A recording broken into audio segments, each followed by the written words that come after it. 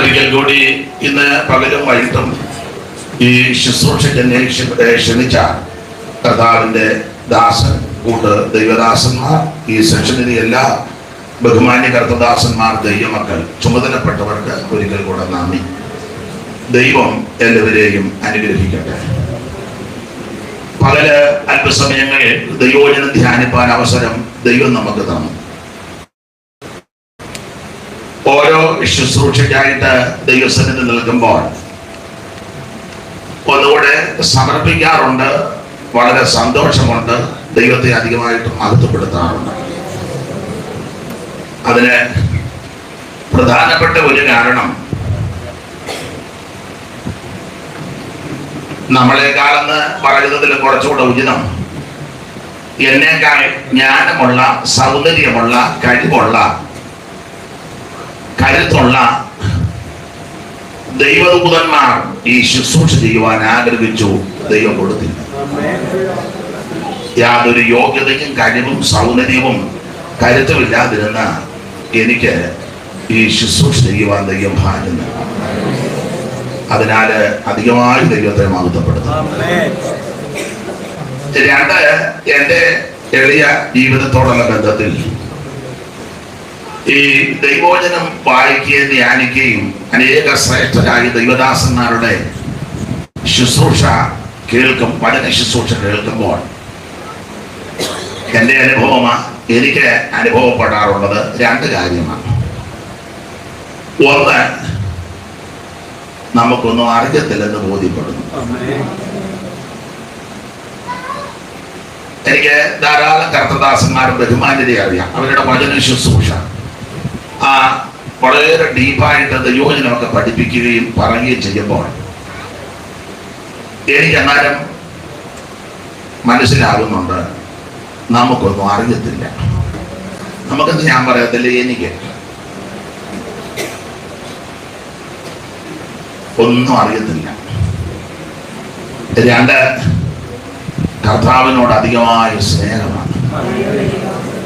ഇത് കേൾക്കാനും പഠിക്കാനും മനസ്സിലാക്കാനും ഭാഗ്യം ദൈവം തരുന്നില്ല. ഈ പട്ടണത്തിൽ അനേകരെ പ്രഗത്ഭന്മാരുണ്ട്. പക്ഷെ നമുക്കിന്ന് രാത്രി ഒന്നിച്ചു കൂടി ദൈവസന്നിധിയിൽ ആയിരിക്കുന്നത് വളരെ ബഹുമാനപ്പെട്ട ജോസൂട്ടി പാസ്റ്റർ എന്റെ ചെവി വന്ന് പറഞ്ഞു,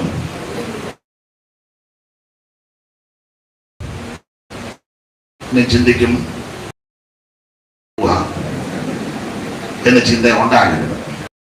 എങ്കിലും നിങ്ങളുടെ സമയം അധികം കവർന്നെടുക്കത്തില്ല. കിടന്ന് കറങ്ങാതെ അവിടെ അംഗീകരിക്കുക, കസാര അമ്മയെ പറഞ്ഞോണ്ടിരിക്കും. അപ്പൊ ഒരാൾ വരുമ്പോ ഇങ്ങോട്ടോട്ടിരിക്കുന്നു, സഹോദരി ഇങ്ങോട്ട് മുന്നോട്ട് കസാരയായി അവിടെ വിശ്രമിച്ചത് അതൊക്കെ കാര്യം ചെയ്തു ഒരു യോഗമാണ്. അപ്പൊ ഇന്ന് രാത്രിയില് നാം തിരുവചനത്തിൽ നിന്ന് അല്പസമയം ധ്യാനിക്കാൻ പോവുകയാണ്. ഇവിടെ ഇരിക്കുന്ന ബഹുമാന്യരായ ശ്രേഷ്ഠരായ കർത്തദാസന്മാരൊക്കെ നന്നായിട്ട് ദൈവവചനം പഠിപ്പിക്കുന്നവരും പഠിച്ചവരും ഞങ്ങളെ പോലുള്ളവര് എന്തെങ്കിലും തെറ്റ് പറഞ്ഞാൽ അന്നേരം പിടിച്ചെടുക്കുന്നവരുമാണ്. അപ്പൊ അതുകൊണ്ട് അല്പം പേടിച്ചാണ് ഞാൻ നിൽക്കുന്നത്. എന്തെങ്കിലും അപാകത വന്നാൽ അങ്ങ് ഓർക്കണം. നിങ്ങളുമല്ല. ഇത് രാത്രി അല്പസമയം കൂടെ നമുക്ക് ദൈവവചനം ധ്യാനിക്കാം. വചനത്തിന് ശക്തിയുണ്ട്. ഇതാണ് വേഗത്തിൽ ഓടുന്ന തിരുവചനമാണ്. അനുഭവത്തിയെ ജ്ഞാനിയാക്കുന്ന തിരുവചനം. അണ്ണാക്കിന് മധുരമാണ്. ഇത് അയച്ച കാര്യം സാധിപ്പിച്ച് തിരിച്ചു വരും. അതുകൊണ്ട് രാത്രി ഈ ചിന്തയോടും ഈ വിചാരത്തോടും ഒക്കെ ഇരിക്കണം. വചനം ക്രിയ ചെയ്തുകൊണ്ടിരിക്കും. നമുക്കറിയത്തില്ല ദൈവവചനം ഏതെല്ലാം മേഖലകളിൽ ചെന്ന് ക്രിയ ചെയ്യുമെന്ന്. ഇന്ന് രാത്രി വിവിധ വിഷയങ്ങളിൽ ഞരങ്ങുന്ന ദൈവമക്കൾ ഇതിനകത്ത് കാണും. അവരുടെ എല്ലാം വിഷയത്തിൽ വചനം ക്രിയ ചെയ്തുകൊണ്ട് ദൈവത്തിന് മഹത്വം ഉണ്ടാകട്ടെ. കൊലോസ്യർ 4:5 കുർവാക്യം വായിച്ചത് സമയം തക്കത്തിൽ ഉപയോഗിക്കണം. പലര് പറഞ്ഞ കാര്യങ്ങൾ ഇനി ആവർത്തിക്കുന്നില്ല. സമയം തക്കത്തിൽ ഉപയോഗിച്ച 1-2 വിഷയങ്ങളാണ് നമ്മൾ തിരുവചനത്തിൽ നിന്ന് ധ്യാനിക്കുന്നത്. അതിന് പ്രാരംഭമായിട്ട് നമ്മൾ വായിച്ചത് പുറപ്പാട് പുസ്തകം 32:26 ഒരിക്കൽ കൂടി വായിച്ച സഹായിച്ചാൽ.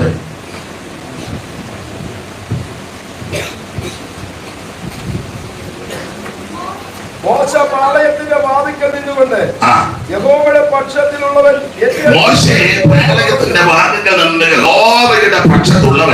എന്റെ അടുക്കൽ വരട്ടെ എന്ന് അടുത്തത്.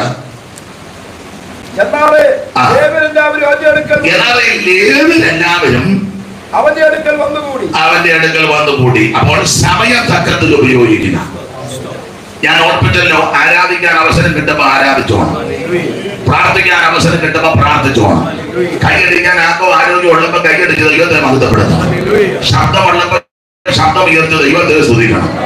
കർത്താവിന്റെ പേരേക്ക് ചുമല് കൊടുക്കുവാൻ അവസരം കിട്ടുമ്പോൾ ഉഴപ്പി സമയം തക്കത്തിൽ ഏത് വിധത്തിലും കർത്താവിന്റെ നാമത്തിന് വേണ്ടി സമയം തക്കത്തിൽ ഉപയോഗിക്കണം.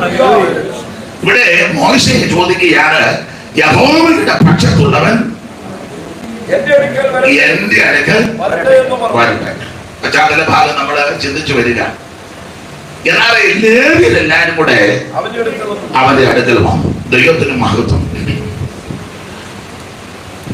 നമുക്കറിയാം, പിതാവ് ലേവിയെ പ്രയാഗിയാണ്, ശപിച്ചതാണ്. ഉൽപ്പത്തി പുസ്തകം 49-ാം അധ്യായം നമ്മൾ പകല് ഓടിച്ചെന്ന് ചിന്തിച്ചു. ഗോത്രപിതാവാകുന്ന യാക്കോബ് 147 വയസ്സിൽ മരിക്കാറായി. 130 വയസ്സിൽ മിസ്രയീമിലെത്തി. അതുകൊണ്ട് ഫറവോനും യാക്കോബും തമ്മിൽ കണ്ടപ്പോൾ ഫറവോൻ ചോദിച്ചു, പേരെന്താന്ന് ചോദിച്ചു. പേര് യാക്കോബ്. എന്തുകൊണ്ട് പ്രായമെന്ന് ചോദിച്ചു. ഇന്ന് ഞാൻ ചോദിക്കും, കണ്ടിട്ട് എന്നാ തോന്നുന്നതാണ്. നമ്മൾ ഇച്ചിരി, ഞാൻ അങ്ങനെയൊക്കെ ആരെങ്കിലും ചോദിക്കുമ്പോൾ ഇച്ചിരി നന്നായിട്ട് കുറച്ച് പറയും, ഒരു മനോസുഖം ഉണ്ടായിക്കോട്ടെ എന്ന് ഓർത്താണ്. കുറച്ച് പറയും. നമ്മൾ കുറച്ച് പറയുന്നത് കേൾക്കാനായി ചോദിക്കുന്ന എത്രയുണ്ടെന്ന് കണ്ടിട്ട് തന്നെ. ഇപ്പൊ കണ്ടാലൊന്നും അറിയില്ല, അഡ്ജസ്റ്റ് ചെയ്ത് വെച്ചേക്കുന്നതുകൊണ്ട്. അപ്പൊ യാക്കോബ് പറഞ്ഞു, എന്റെ പേര് യാക്കോബ്, എന്തുകൊണ്ട് പ്രായം. അപ്പോൾ പറഞ്ഞ പെട്ടെന്ന് പ്രായം മാത്രമല്ല പറഞ്ഞ്, അല്പ പദം ചേർത്താ പറഞ്ഞു. എന്തുവാ പറഞ്ഞ്? എന്റെ പരദേശ പ്രയാണത്തിന്റെ കാലം 130. പിതാക്കന്മാരോളം എത്തിയിട്ടൊന്നുമില്ല. ഈ പ്രായം ചോദിക്കരുതെന്ന സാധാരണ ഒരു പറച്ചില്ല. ഞങ്ങളുടെ അച്ഛൻ പറയും, സ്റ്റേജും ഏജും പേജും ഒന്ന് ചോദ്യത്തിൽ ഇംഗ്ലീഷിൽ ഇരിക്കട്ടെ, ഞാൻ പലത് വന്നതല്ലേ, തെറ്റിയോ? ഇതൊന്ന് ചോദിക്കരുതെന്ന. എന്തായാലും ഭരവ ചോദിച്ചു പ്രായം. അപ്പോൾ പറഞ്ഞത്, എന്റെ പരദേശ പ്രയാണത്തിന്റെ കാലം 130. ദാക്കന്മാരോളം ആയിട്ടില്ല. പിന്നെ ഒരു 17 കൊല്ലം മിസ്രയീമിൽ പാർത്തു. അങ്ങനെ 147 വയസ്സിലാണ് യാക്കോബ് മരിക്കുന്നത്. അബ്രഹാം മരിച്ചത് എത്ര വയസ്സിലാണ്? 175. ഇസഹാക്കോ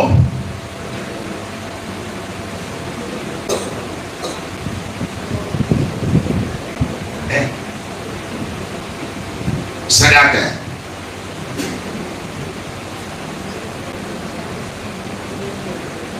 എന്നാമേ മരിച്ചെന്നാണോ മരിച്ചില്ലെന്നാണോ? ഇസഹാക്ക് എത്ര വയസ്സിലാണ് മരിച്ചെന്ന്?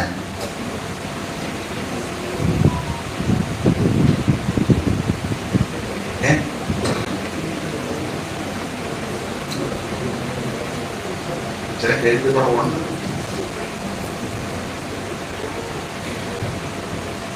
ഇതായിരിക്കും തപ്പ്.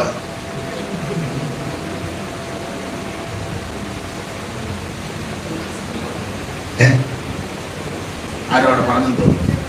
180 കണ്ടുപിടിച്ചല്ലയോ? അബ്രഹാം 175 വയസ്സും മരിച്ചു. ഇസഹാക്ക് 180 വയസ്സ്. യാക്കോബ് 147 വയസ്സ്. യോസേഫോ 110. യോശുവയോ 110. മോശയോ 120. അഹരോനോ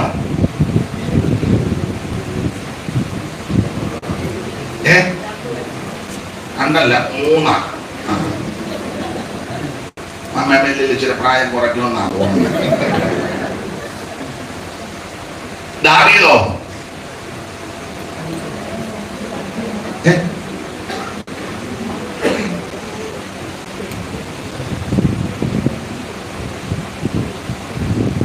ഇപ്പൊ നിങ്ങള് ചിന്തിക്കുക അയാൾ ചത്ത കണക്കെല്ലാം പറയാൻ വന്നതാണോ? ചത്ത കണക്കല്ല വിഷയം. ഈ പുസ്തകത്തിലെ ഒരു വാക്യമുണ്ട്, ഞങ്ങളുടെ നാളുകളെ എണ്ണുവാൻ. അപ്പൊ ഇത് എണ്ണണം, നാളുകളെ എണ്ണണം, അത്യാവശ്യമാണ്. ഞാൻ എണ്ണും, നാളുകളെ എണ്ണണം. ഈ ഭൂമിയിൽ ഇപ്പം വന്നിട്ട് എത്ര ദിവസമായി? ഇനി എത്ര ദിവസം കാണും? അത് കൃത്യം പറയാനൊക്കത്തില്ലെങ്കിൽ ഒന്ന് എണ്ണി വെക്കുന്ന നല്ലതാണ്.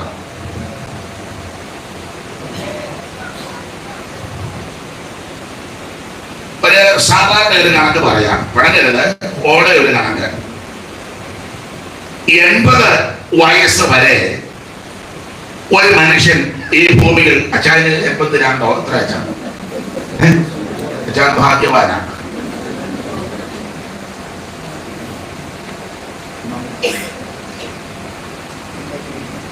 അല്ല, ശരീരത്തിന് അങ്ങനെ നമ്മുടെ ആശുപത്രിയിൽ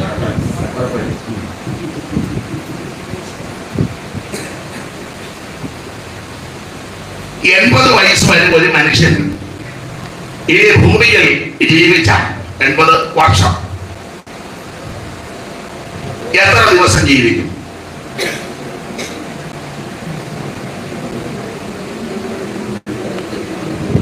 തേനീച്ചകളകുമ്പോൾ അളകാൻ ആരിലും ഒരാൾ എഴുന്നേറ്റ് പറയണം. ഞാൻ പെട്ടെന്ന് മനസ്സിലാക്കാൻ പറയാം, എന്നോട് ശ്രദ്ധിച്ചേ. ഒരു സെക്കൻഡ് ഇങ്ങനല്ലേ? ഒരു സെക്കൻഡ് എത്ര സെക്കൻഡ് ആമോടെ? ഒരു മിനിറ്റ്. ഞാൻ വേറെ ചോദ്യം തരാം. 60 സെക്കൻഡ്. എത്ര മിനിറ്റ് ആണ് ഒരു മണിക്കൂർ? 60.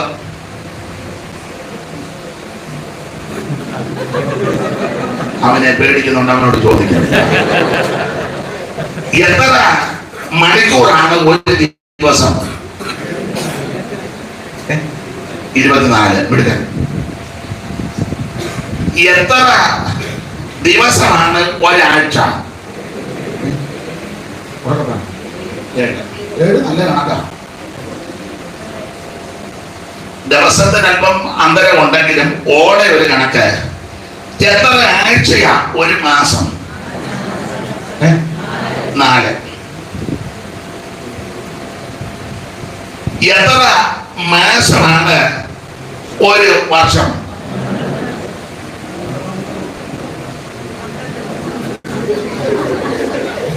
4. കുറഞ്ഞെന്നാണ് കൂടുതലാക്കാറുണ്ട്. വളരെ സങ്കടത്തോടാണ് പറയുന്നത്. അപ്പോൾ 12 മാസം ഒരു വർഷം. ആ ഒരു വർഷത്തിൽ എത്ര ദിവസമാണ് ഒരു വർഷം? 360. കാലമുണ്ട്, അതവിടെ നിൽക്കട്ടെ. അപ്പൊ അങ്ങനെ കണക്ക് കൂട്ടുമ്പോൾ 80 വർഷം ഈ ഭൂമിയിൽ ജീവിക്കുന്ന ഒരു മനുഷ്യൻ എത്ര ദിവസം ഇവിടെ ജീവിക്കും? നേരത്തെ കൂട്ടി വെച്ചേക്കുക. ദൈവം അനുഗ്രഹിക്കട്ടെ. 29,200 അച്ഛനതൊക്കെ കഴിഞ്ഞു. അതാ പറഞ്ഞ ഭാഗ്യവാനാണ്. ദൈവത്തിന് മഹത്വം. അപ്പൊ 29,200. അപ്പം ഒരു 800 അങ്ങ് ചേർത്ത് 30,000 അങ്ങ് തയ്ക്കേ. അങ്ങനെയെങ്കിലേ 30,000 ദിവസം ഞാനും നിങ്ങളും 80 വയസ്സ് വരെ ജീവിക്കുന്നെങ്കിൽ അല്പം കൂടെ വ്യത്യാസമുണ്ട്. ഒരു കണക്ക് തയ്ക്കാനാണ്. ഈ 30,000 ദിവസം ഇവിടെ ഭൂമിയിൽ അച്ചാനത് കഴിഞ്ഞു, സന്തോഷമുണ്ട്. ഈ 30,000 ദിവസത്തില് കർത്താവിന് വേണ്ടി നമ്മൾ എന്തും വേണ്ടും ദിവസം ചെലവാക്കണം. പിണങ്ങാതിരിക്കാങ്കില് ഒരു സാധാ ഒരു കണക്ക് പറയാം. ഈ 30,000 ദിവസത്തില് ഒരു മിക്കവരും 10,000 ദിവസം ഉറങ്ങി തീരുക. കാരണം 24 മണിക്കൂറില് മിക്കവരും 8 മണിക്കൂർ ഉറങ്ങുന്നവരുണ്ട്. ഡോക്ടേഴ്സ് അങ്ങനെ പറയുന്നത് 8 മണിക്കൂറെങ്കിലും ഉറങ്ങണം. അത് കൃത്യമായിട്ട് പാലിക്കുന്ന ആൾക്കാരുണ്ട്. അങ്ങനെയെങ്കിൽ 1/3 10,000 ദിവസം ഉറങ്ങി തീർന്നു. 20 കുളി നന ദിനചര്യകള്, അതിലുപരി ഭക്ഷണം. കുറഞ്ഞത് സാധാരണ നമ്മുടെ കേരളത്തിന്റെ രീതി വെച്ച് 3 നേരം കഴിക്കുന്നുണ്ട്. ആ 3 നേരത്തെ ഭക്ഷണം, കുളി നന, ഒരുക്കത്തിന്റെ കാര്യം എല്ലാവരും ഒരേ രീതി അല്ലെങ്കിലും മിക്കവരും ഏറെ സമയം ഇന്ന് തന്നെ എന്ത് മെനക്കെട്ടായി പരുവത്തിനെങ്കിലും വന്ന് ഇരിക്കുന്നത്. എല്ലാവരുടെയും കാര്യമല്ല. അപ്പൊ ഇങ്ങനൊക്കെ എല്ലാം കൂടെ എടുത്താൽ അത് ഒരു 10 അങ്ങ് തീരും. അത് ഒരു 10 പോകും. പോയിട്ട് എത്രയുണ്ട്? ആ 10,000-ത്തിലെ കല്യാണം, അടിയന്തരം ചടങ്ങുകള്, ബന്ധുവീട് സന്ദർശനം, പിന്നെ മറ്റ് പ്രശ്നങ്ങൾ തീർക്കാനും പോകാനുള്ള പോക്ക് വരവ്, മറ്റ് അനാപത്ത് ചെലവുകൾ, എല്ലാം കൂടെ നിങ്ങൾ യോജിക്കത്തില്ല. എല്ലാം കൂടെ തീർത്താൽ അത് ഒരു 5,000 അങ്ങ് കളയണം. പോയിട്ട് 80 വർഷം ജീവിക്കുന്ന എല്ലാവരുടെയും കാര്യമല്ല. ഒരു മനുഷ്യൻ ഈ 30,000 ദിവസത്തിൽ ഏതാണ്ട് ഒരു 5,000 ദിവസമേ, അതും 5,000 നമുക്ക് കൂട്ടാനൊക്കത്തില്ല. 60 വയസ്സിലാണ് രക്ഷിക്കപ്പെടുന്നത് ചിലര്, അല്ലെങ്കിൽ 40 വയസ്സിലാണ് രക്ഷിക്കപ്പെടുന്നത്, അല്ലെങ്കിൽ അങ്ങേയറ്റം പറ്റുമ്പോഴാണ് രക്ഷിക്കപ്പെടുന്നത്. ഞാൻ 1 തുടങ്ങിയ 80 വയസ്സിന്റെ കണക്ക് പറഞ്ഞത്. ജീവിതത്തിന്റെ മധ്യാഹ്ന ഭാഗത്ത് രക്ഷിക്കപ്പെടുന്നവരുണ്ട്. ജീവിതത്തിന്റെ അന്ത്യസമയത്തോട് അടുക്കുമ്പോൾ രക്ഷയിൽ വരുന്നവരുണ്ട്. വരട്ടെ. അങ്ങനെയൊക്കെ വെച്ച് നോക്കിയാൽ പ്രിയരെ, നമ്മൾ എത്ര ദിവസം ദൈവത്തിന് വേണ്ടി ചെലവാകും? സങ്കീർത്തനക്കാരൻ അതുകൊണ്ട് പറയാ, ഞങ്ങളുടെ നാളുകളെ എണ്ണുവാൻ ഞങ്ങളെ ഒന്ന് ഉപദേശിക്കണം. ഇന്ന് രാത്രി ഈ സെക്ഷനിലുള്ള ആദരണീയ കർത്തദാസന്മാർ, ദൈവമക്കൾ എല്ലാവരുടെ വളരെ വിനീതമായി ഓർപ്പിക്കുക, നമ്മുടെ നാളുകളെ ഒന്നാണ്. നമ്മൾ ആരാധനയ്ക്ക് പ്രാർത്ഥനയ്ക്ക് എത്ര സമയമെടുക്കുന്നു? ഇവിടെ എല്ലാവരും ബിസിയാണ്. സഭയൊക്കെ വളരെ ബുദ്ധിമുട്ടിയാ. ചിലര് ഞാൻ എന്നെ കൂടെ പ്രതിയാക്കി പറഞ്ഞ ചിലരെ ഇതൊരു ചടങ്ങായിട്ട് നടത്തിയിട്ട് പോവുക. സൂക്ഷ്മ 10 തുടങ്ങി സൂക്ഷ്മ 12 നിർത്തി. സമയത്തിന് ക്ലിപ്തത നല്ലതാ. എന്നാലും ഞാന് ചില സ്ഥലങ്ങളിൽ ചെല്ലുമ്പോൾ, രാജ്യമൊന്നും പറയുന്നില്ല, പോയിട്ടുള്ളവർക്കൊക്കെ അറിയാം, സമയത്തിന് വളരെ വിലയാണ്. അത് നല്ലതാണ്. ഡ്യൂട്ടിക്ക് പോകേണ്ടവരും വരേണ്ടവരുമുണ്ട്. അതുകൊണ്ട് ആരാധനയ്ക്ക് ശുശ്രൂഷിക്കും വളരെ സമയക്ലിപ്തതയാണ്. അത് നല്ലതുമാണ്. ദൈവദാസന്മാർ 5 മിനിറ്റ് 10 മിനിറ്റ് മുമ്പോട്ട് പോയാൽ, അല്ലെങ്കിൽ ആരാധന നീണ്ടാൽ പ്രശ്നമുണ്ടാകുന്ന സ്ഥലങ്ങളുമുണ്ട്. എന്നാൽ അങ്ങനെയുള്ളിടത്ത് ഞാൻ വേറൊരു കാര്യം കണ്ടിട്ടുണ്ട്. ഇത് കഴിഞ്ഞ് ഭക്ഷണം കഴിക്കാതിരുന്നാൽ ഒരു സമയക്ലിപ്തത ഇല്ല. നല്ല പെരുക്കേ പോവുള്ളൂ. ഞാൻ ചിലരെ ശ്രദ്ധിക്കും, 3-4 പ്രാവശ്യം പോയി എടുത്തോണ്ട് ഹനുമാൻ മല കൊണ്ടുവരുന്നത് പോലെ കൊണ്ടുവന്ന് മാവളെ മകളെ കൊടുക്കുന്നത് ഇല്ല. മറ്റേ കുന്തമുണ്ടല്ലോ, വത്തിക്കുള്ളതല്ല. എല്ലാവരുടെയും കാര്യമല്ല. അല്ല, അവരുടെ ആക്കവും ശരീരപ്രകൃതിയും വിശപ്പും അനുസരിച്ച് കഴിച്ചു, എതിരല്ല. പക്ഷെ അതിന് യാതൊരു ടൈമും എത്ര നേരം വേണമെങ്കിലും എടുക്കാം, യഥേഷ്ടം എടുക്കാം. അങ്ങനെ ആയിട്ടോ. പക്ഷെ ആരാധനയ്ക്ക് വരുമ്പോൾ മാത്രമാണ് കൃത്യത.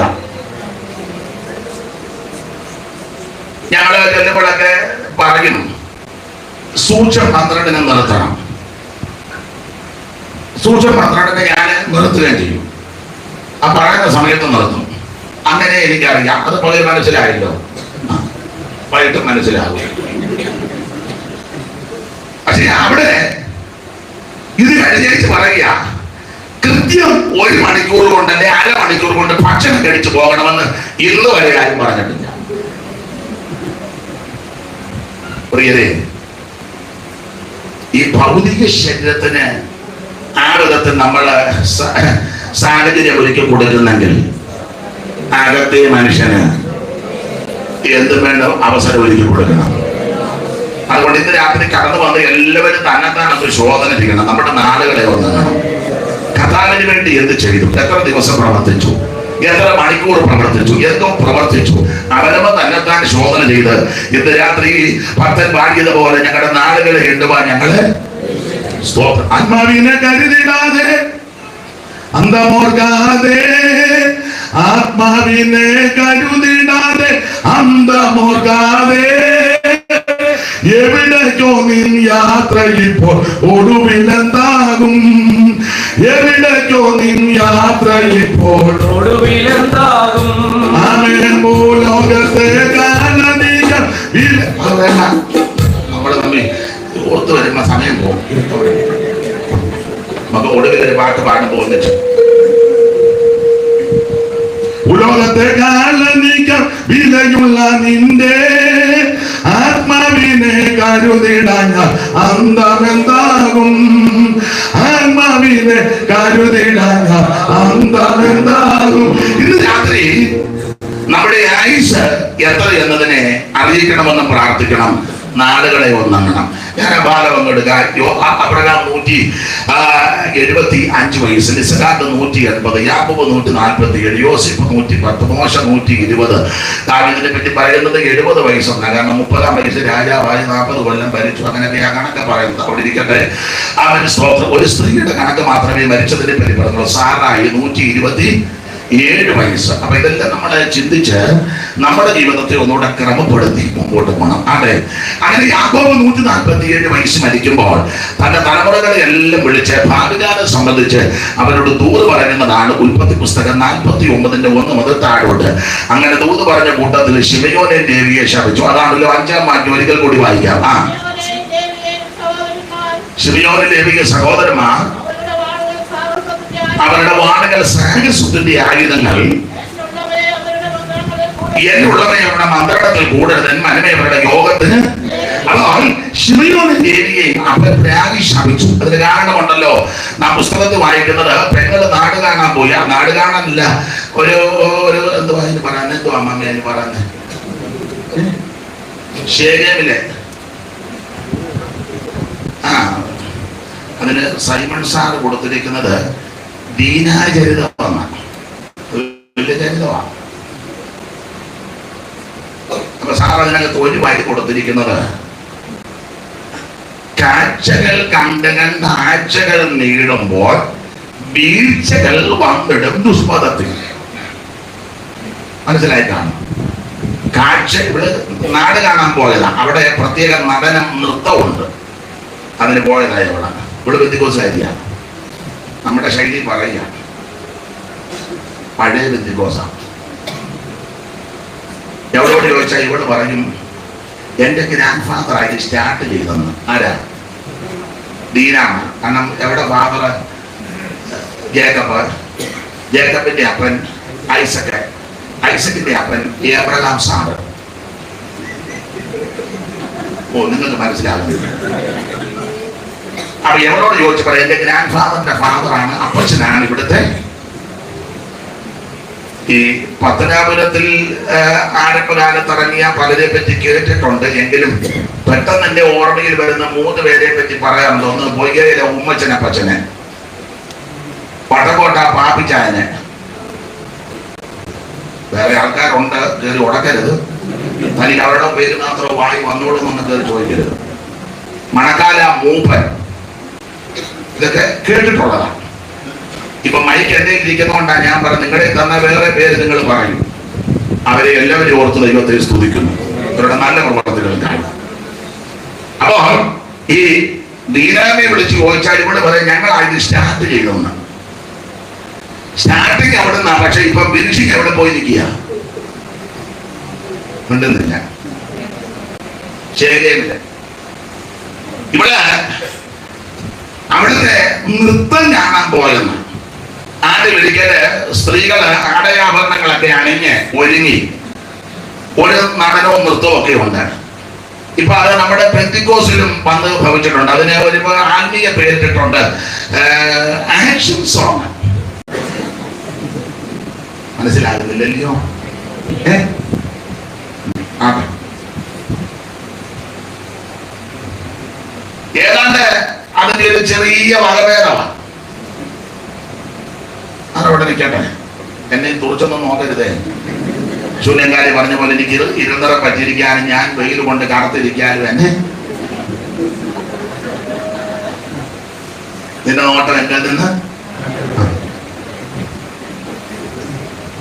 അപ്പൊ ഇവിടെ ഇങ്ങനെ പോയി ചരിത്രം ഒക്കെ പറയുന്നത് ഇവളും അവരുടെ കൂടെ ആടാൻ പോയെന്ന്. ഞാന് പെന്തിക്കോസുകാരോട് ഒരു കാര്യം പറയാം. ഏതാ? മാനസാന്തരപ്പെട്ട് രക്ഷിക്കപ്പെട്ട് വെള്ളത്തിന് മുമ്പിൽ പിതാവിന്റെയും പുത്രന്റെയും പരിശുദ്ധാത്മാവിന്റെ നാമത്തിൽ സ്നാനപ്പെട്ട് തിരുവേശമെടുക്കുന്ന പെന്തിക്കോസുകാരോട് പറയാം, നിന്റെ പെണ്ണിനെ, നിന്റെ ചെറുക്കനെ കലോത്സവത്തിനും കുച്ചുപുടിക്കും ഡാൻസിനും ഒന്നും വിടരുത്. കണ്ടുമൊക്കെ എഴുതി പൊട്ടുമൊക്കെ തൊട്ട ഇവിടെ ഉണ്ണിയാർച്ചയുടെ പേര് സ്ഥലമൊന്നും പറയുന്നില്ല. പാഷയുടെ മോള ഉണ്ണിയാർച്ചയായി ചുരുങ്ങിയായിട്ട് അവള് സ്റ്റേജിൽ കയറുന്നു.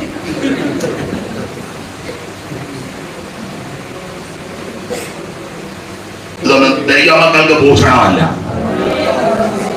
കുഞ്ഞുങ്ങൾക്ക് അറിയത്തില്ല, അവരെ ചെറുപ്പത്തിൽ ഇത് പറഞ്ഞ് പഠിപ്പിച്ച് ശീലിക്കണം. 119 സങ്കീർത്തനം കാണാതെ പറയിപ്പിച്ച് ട്രോഫി മേടിച്ച് ഷോക്കേസ് വെക്കുന്ന നല്ല വിഷയം. അത് നല്ലതാ. അതിനുപരി ഇവരെ പത്യോപദേശത്തിൽ വളർത്തണം. മനസ്സിലായി കാണും. പിള്ളേരുടെ ട്രോഫി എല്ലാം ഇങ്ങനെ ചില വീടുകളിൽ ചെല്ലുമ്പോ അത് നല്ല കാര്യമാണ്, അഭിനന്ദിക്കുന്നു. പക്ഷേ പ്രണയം വിട്ട് വചനം വിട്ടുള്ള ട്രോഫി ഒന്നും മേടിക്കരുത്.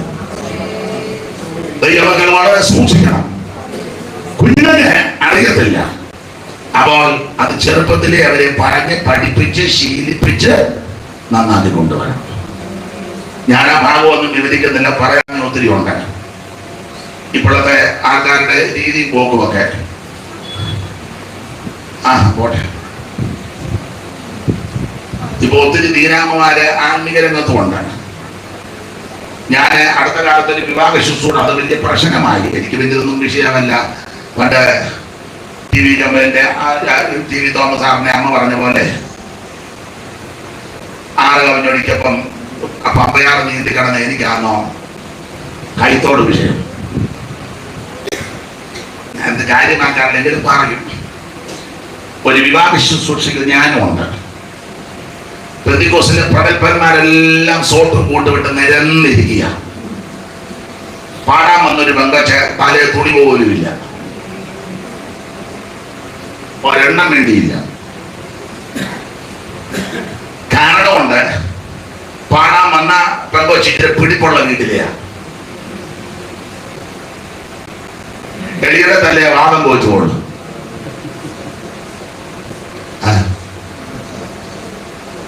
ഒത്തിരി വേണ്ടിയില്ല. അതേസമയം അത് സാധുവായ ഒരു പെങ്കൊച്ചായിരുന്ന യുവമാരെല്ലാം കൂടെ അതിനെ എടുത്തിട്ട് എന്നാ നിങ്ങൾ പങ്കുന്നേ. ഉടനെ അടിയത്തെ കമ്പനി കുട്ടി രാത്രി തന്നെ ഫോൺ ചെയ്ത് പറഞ്ഞു, ഇനി ഒരൊറ്റ സ്റ്റേജിൽ കയറ്റരുത്, ഞാൻ അപ്പിടി ഇപ്പിടി. ഇത് ചില പിടിപ്പുള്ളതായതുകൊണ്ട് സഭത്തിൽ പറയുന്നില്ല. ഞാൻ എന്തുവായിട്ടെന്നോട് ഇന്ന് 2 അറിഞ്ഞേ പോകുന്നത് ഞാനും കണ്ട്. എനിക്ക് അവസരം കിട്ടിയപ്പോൾ ഞാൻ തേജോപതമൊന്നും ചെയ്തില്ല. പൊതുസഭയില് ഞാൻ പറഞ്ഞു, മോളെ, ഇങ്ങനെ തന്നെ പറഞ്ഞു, മോളെ, ഇതൊരു ആത്മീക ശുശ്രൂഷയാണ്. അതിന് കാരണം ദൈവദാസന്മാര് പ്രാർത്ഥിച്ച ഈ ശുശ്രൂഷ ആരംഭിച്ചിരിക്കുന്നത്. അത് പ്രാർത്ഥിച്ച ആശീർവാദം പറയുന്നത് വരെ ദൈവമക്കളായ സഹോദരിമാര് തലേന്ന് മൂടുപടം മാറ്റരുത്. ചേട്ടൻ അറിയത്തില്ല എങ്ങനെ ഇടുന്ന ഇതൊക്കെ കാണിക്കാനും കൂടെ ഇതുകൊണ്ട് നടക്കുന്നത്. ശരിക്കും പറഞ്ഞാൽ ഇങ്ങനെ ഇടേണ്ടത് മനസ്സിലാക്കും. നോക്ക അങ്ങനെയാണോ കിടക്കുന്നൊന്ന് നോക്ക.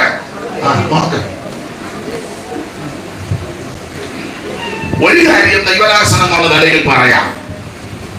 വിവാഹ ശുശ്രൂഷിക്കാന്തേലും ശവസംസ്കാര ശുശ്രൂഷിക്കാന്തേലും ഏത് ശുശ്രൂഷിക്കാന്തേലും ദൈവത്തിന്റെ ദാസന്മാർ പ്രാർത്ഥിച്ച് യോഗം ആരംഭിച്ചാൽ അവൻ സംബന്ധിക്കുന്ന വിശേഷിച്ച് മാനസാന്തരപ്പെട്ട് രക്ഷിക്കപ്പെട്ട് സ്നാനപ്പെട്ട് അഭിഷേകം പ്രാപിച്ച മാന്യ സഹോദരിമാരും മുഴുവനും ആ ശുശ്രൂഷ തീരുന്നത് വരെ മൂടുപടം മാറ്റരുത്. അതിന്റെ പ്രമാണമുണ്ട്. ഇത് അതെ വിവരിക്കുന്നില്ല. ഞാൻ ആ മോളോട് പറഞ്ഞു, വളരെ വിനയമായിട്ടാണ് പറഞ്ഞത്, മോളെ ഇതൊരു ആത്മീക ശുശ്രൂഷ. ഞാൻ കാണിച്ചു കൊടുത്തു ഇങ്ങനെ എഴുതുന്നു. പിന്നെ ഞാൻ കഴിക്കാതായി പോകുന്നത് വേറെ കാര്യമുണ്ട്. എന്തിനാ ഒരു ഊണിന് ചേട്ടാവകാശം വയ്ക്കുന്നേ? അല്ല, ഇത് പറഞ്ഞു കൊടുക്കണ്ടേ? കൊടുക്കണം. നമ്മളല്ലേ ഇത് പറഞ്ഞു കൊടുക്കണ്ടേ? നമ്മളാ ഇത് പറഞ്ഞു കൊടുക്കണ്ടേ? എല്ലാവരും പൂർണ്ണരല്ല, എല്ലാവരും തികഞ്ഞവരല്ല. ഓരോ ദിവസവും നമ്മൾ നമ്മെ ക്രമീകരിച്ച് ജീവിതത്തിൽ മാറ്റേണ്ട നീക്കേണ്ടതെല്ലാം നീക്കി മാറ്റി നമ്മെ ഒന്നുകൂടെ ഒരുക്കുക കർത്താവിന്റെ വരവിൽ. ദൈവത്തിന് മഹത്വം.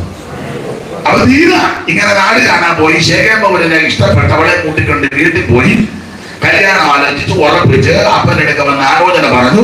അപ്പൊ അപ്പച്ച പറഞ്ഞു, ഞങ്ങള് ബന്ധിക്കോസാന്ന് പറഞ്ഞു. അയ്യോ, അത് അവള് പറഞ്ഞായിരുന്നു. ഇടയ്ക്കിടയ്ക്ക് അവള് സ്തോത്രമൊക്കെ പറയുന്നുണ്ട്. ഞങ്ങൾക്ക് മനസ്സിലായി ബന്ധിക്കോസാണ്. അങ്ങനെ കല്യാണമൊക്കെ ഉറപ്പിച്ചു. അപ്പച്ച പറഞ്ഞു, ഞങ്ങൾക്ക് സഭയ്ക്കൊരു പ്രമാണമുണ്ട്, സ്നാനപ്പെട്ടവരുടെ കൂടെ കല്യാണം. രക്ഷിക്കപ്പെടുന്നത് പിന്നത്തെ കാര്യമാണ്. കല്യാണം കഴിക്കുമ്പോൾ അവൻ തന്നെ രക്ഷിക്കപ്പെട്ടോളൂ. പിന്നെ അതിനന്ന് മുതൽ മനസ്സിലാകും, സ്വർഗമുണ്ട്, നരകമുണ്ട്, ചാകാത്ത പുഴു, കെടാത്ത അതിനവൻ തന്നെ തുള്ളിക്കൊണ്ടവൻ രക്ഷിക്കപ്പെട്ടു. പക്ഷെ ഞങ്ങൾക്കൊരു വ്യവസ്ഥ, സ്നാനപ്പെട്ടവരുടെ കൂടെ കല്യാണം കഴിക്കും. അപ്പം വന്നവര് പറഞ്ഞു, അവളെ കെട്ടാൻ വേണ്ടി അവൻ സ്നാനപ്പെടാൻ തീരുമാനിച്ചു. അപ്പൊ പറഞ്ഞു, അവൻ മാത്രമല്ല, ഞങ്ങൾ എല്ലാവരും സ്നാനപ്പെടാൻ പുസ്തകത്തിന്റെ കാലത്ത് കൂട്ട സ്നാനം.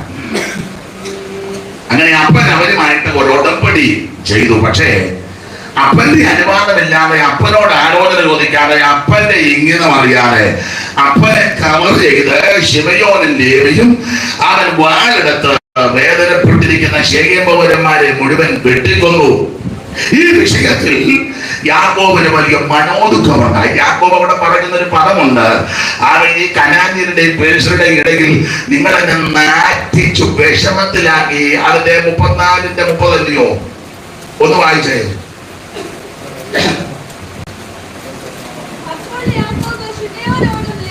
അപ്പോൾ യാക്കോബ് ശിമയോനോടും ലേവിയോടും ഈ ദേശനിവാസികളായ കനാന്യരുടെയും മോനെ ഈ മൈക്ക് ഇച്ചിരി ഇങ്ങോട്ടൊന്ന് വെക്കുകയാണ്. എനിക്ക് തൊണ്ടയ്ക്ക് നല്ല ഇച്ചിരി ഓടിയോ കൂടെ കൂട്ടണേ. എനിക്ക് നിങ്ങളുടെ കുഴപ്പമല്ല, എൻ്റെ തൊണ്ടയുടെ കുഴപ്പമാണ്.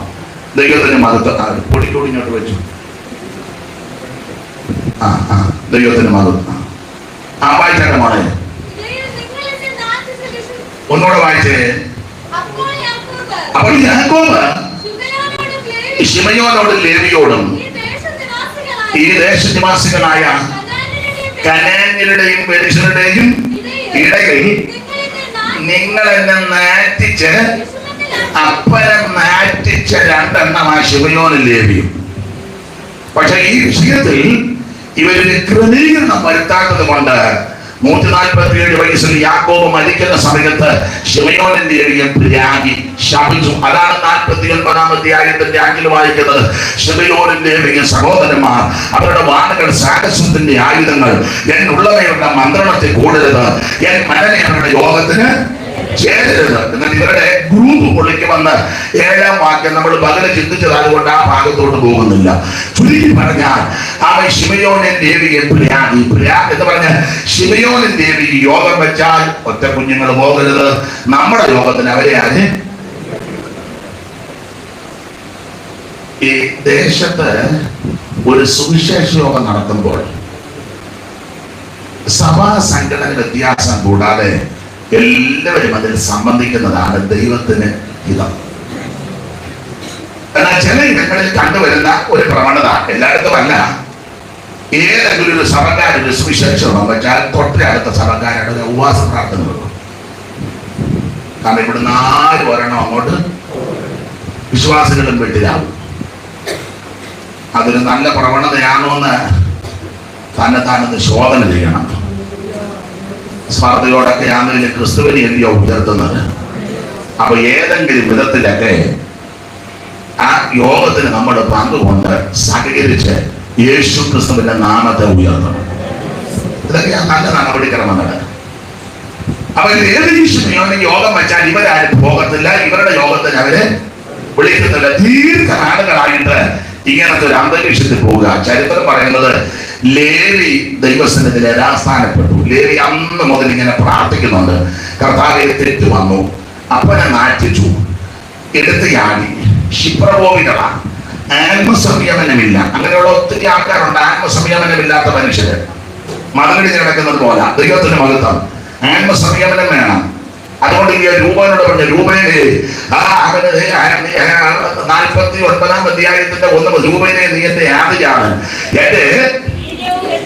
എന്റെ വീഡിയോ, എന്റെ ശക്തികളുടെ യാതിബലവും ശ്രേഷ്ഠതയുടെ വൈശിഷ്ട്യവും ബലത്തിന്റെ വൈശിഷ്ട്യവും തന്നെ വെള്ളം പോലെ തുളുമ്പുന്നവനെ നീ എന്ന് പറഞ്ഞാൽ ഇവന് ആ ഒരു സ്ഥിരതയുള്ളവനല്ല. ശിമയോനും ലേവിയും അതുപോലെ ആത്മസംയമനമില്ല, ക്ഷിപ്രകോപികളായ എടുത്തിയാട്ടക്കാരാ. അതുകൊണ്ട് ലേവി ദൈവസന്നിധിയിൽ യഥാസ്ഥാനപ്പെട്ട കർത്താവ് എടുത്തിയാടി പറ്റി, അപ്പനെ നാറ്റിച്ചു, അപ്പനെ വിഷമത്തിലാക്കി. അവനത് ആത്മസംയമനമില്ല, ഒത്തിരി അപാകതമുണ്ട്. പക്ഷെ എന്നോടത് പുറത്ത്, എന്നോട് ക്ഷമിച്ച് നീ എനിക്കൊരു അവസരം തരണം, ഇതിനകത്ത് കയറാൻ എനിക്കൊരു അവസരം തരണം. അന്ന് മുതൽ ലേവി ഇങ്ങനെ അവസരം നോക്കിയിരിക്കുക. കാരണം ലേവി യോഗം വെച്ച എന്റെ ഭാഷയാ, ലേവി യോഗം വെച്ച ഇവരാരും പോകത്തില്ല, ഇവരുടെ യോഗത്തിന് ലേവിയെ വിളിക്കുന്നുമില്ല. പക്ഷെ എതിർത്തില്ല, ഉടനെയില്ല, പ്രശ്നം ഒന്നുമുണ്ടെങ്കിൽ അവസരം ഇങ്ങനെ നോക്കിയിരിക്കുക. ദൈവമേ നീ എനിക്ക് അവന് അവസരം തരണം. അവൻ പൗലോസ് പറയാ സമയം തക്കത്തിൽ.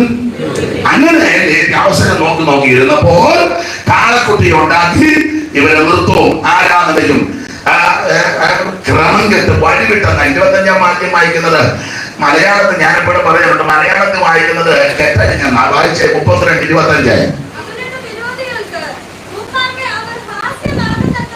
അവരുടെ വിരോധികൾക്ക് മുമ്പാകെ അവർ ഹാസ്യമാകത്തക്ക വണ്ണം അഹരോൻ അവരെ അഴിച്ചുവിട്ട് കളയാൻ.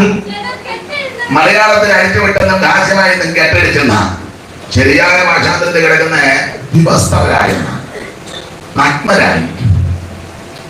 ഈ ആരാധനയും ചാട്ടവും മേളവും ഓളവും എല്ലാം കൂടെ വന്നപ്പോൾ ഒരെണ്ണത്തിന്റെ ഉടമയില്ല. സാഹചര്യം ക്രമം കെട്ട് വഴി വിട്ട് കെട്ടടിഞ്ഞ് നടക്കുക. ഈ ലോകത്തും അങ്ങനെ പല ആൾക്കാരുണ്ട്, ഒരു ക്രമീകരണമില്ലാതെ പോകുന്നവര്. ഇന്ന് രാത്രി എന്നെ കേൾക്കുന്ന പ്രിയര്, ഇതിലെല്ലാം ഒരു ക്രമീകരണമുണ്ട്. അവൾ വഴി വിട്ട് ക്രമം കെട്ട് പോയി ആ ഭാഗത്തേക്ക് എല്ലാം പോകുന്നില്ല, നഗ്നരായി. അതുകൊണ്ട് മോശെ ഇറങ്ങി വന്നപ്പോൾ ജനം കെട്ടടിഞ്ഞവരായി കണ്ട് മോശ ചോദിക്കുക, യഹോവയുടെ പക്ഷത്തുള്ളവൻ എന്റെ അടുക്കൽ വരട്ടെ. അവൻ അവസരം കാത്തുനിന്ന് ലേവി കണ്ണു കാണിച്ചു. ദൈവം ഒരു അവസരം തരിക, ദൈവം ഒരു സമയം തരിക, ഇതിനകത്ത് കയറാൻ പറഞ്ഞു. ലേവി പെട്ടെന്ന് ചാടി കയറി. അപ്പോൾ മോശ ലേവിയോട് പറയാ, ഒരെണ്ണത്തിനോട് കഴിവ് തോന്നരുത്. കാളയ്ക്ക് യാഗപടപ്പെടുന്നവനും കാളയെ കണ്ട് ഉള്ളിയവനും കാളയെ കണ്ടിറങ്ങിയവനും അപ്പനാണെങ്കിലും കൊള്ളാം, അമ്മയാണെങ്കിലും കൊള്ളാം, സഹോദരനാണെങ്കിലും കൊള്ളാം, കഴിവ് തോന്നരുത്. വാളെടുത്ത് വെട്ടാൻ പറഞ്ഞു. 1-ാമത്തെ കാര്യം യോഗത്തിന് വിളിക്കാത്ത ചരിച്ചു. ഇവര് യോഗം വെച്ചിട്ട് ഇവന്മാര് വരാത്തതിന്റെ കഴിപ്പും കുറെ കാലം കൊണ്ട് സഹിക്കല്ലോ. ഒരൊറ്റ മുതൽ, എന്റെ ഭാഷ ഒരൊറ്റ മുതൽ അങ്ങ് അറിഞ്ഞു.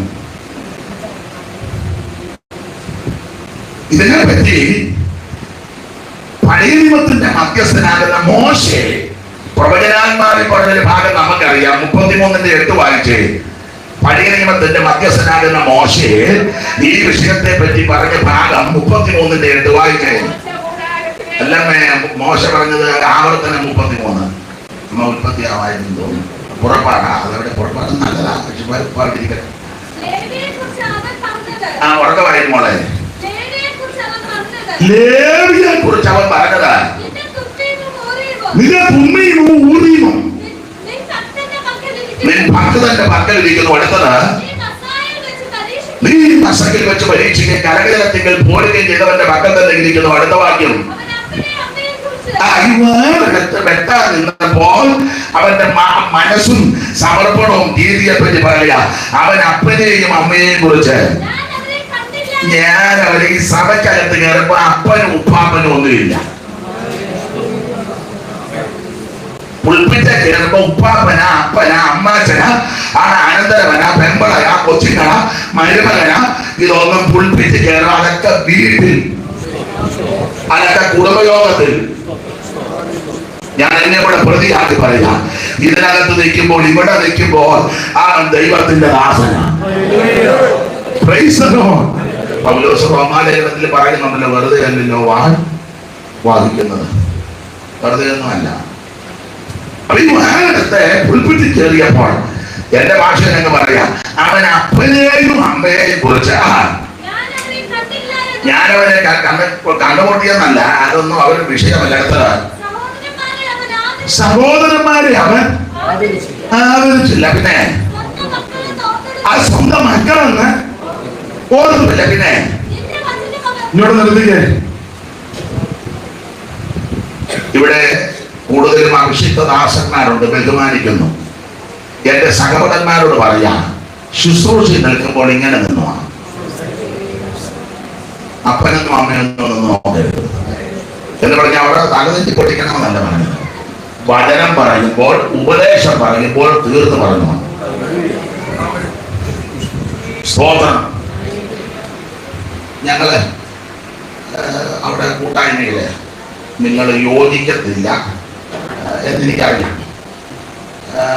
എതിരഭിപ്രായം വരും. എന്നാലും ഞാന്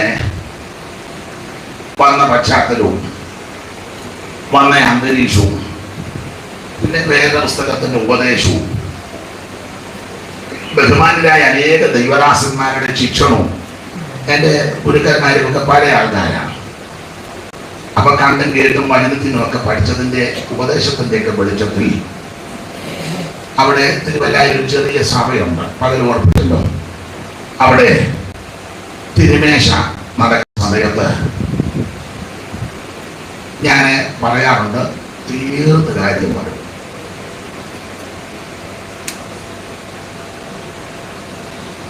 അപ്പോഴ് പല കാര്യം പറയും. ഒരു കാര്യം പറയാം, നിങ്ങൾ ഇവിടെ വന്നാൽ കേൾക്കാം എന്തുവാ പറയുന്നു. അപ്പം ഞാൻ പറയും, ആഭരണം ഇട്ടുകൊണ്ട് വരുന്നവർക്ക് ഇവിടെ തിരുമേശ കൊടുക്കത്തില്ല. കൊടുക്കുന്ന സ്ഥലമുണ്ട്, ഞാൻ പറഞ്ഞു തരാം. അത് ഞാൻ പറഞ്ഞ അറിയാൻ വരെ അവരെടുക്കാതിരിക്കണ്ട. വണ്ടിയില്ലെങ്കിൽ ഇവിടുത്തെ വണ്ടിയെ കൊണ്ട് വിടുകയില്ല.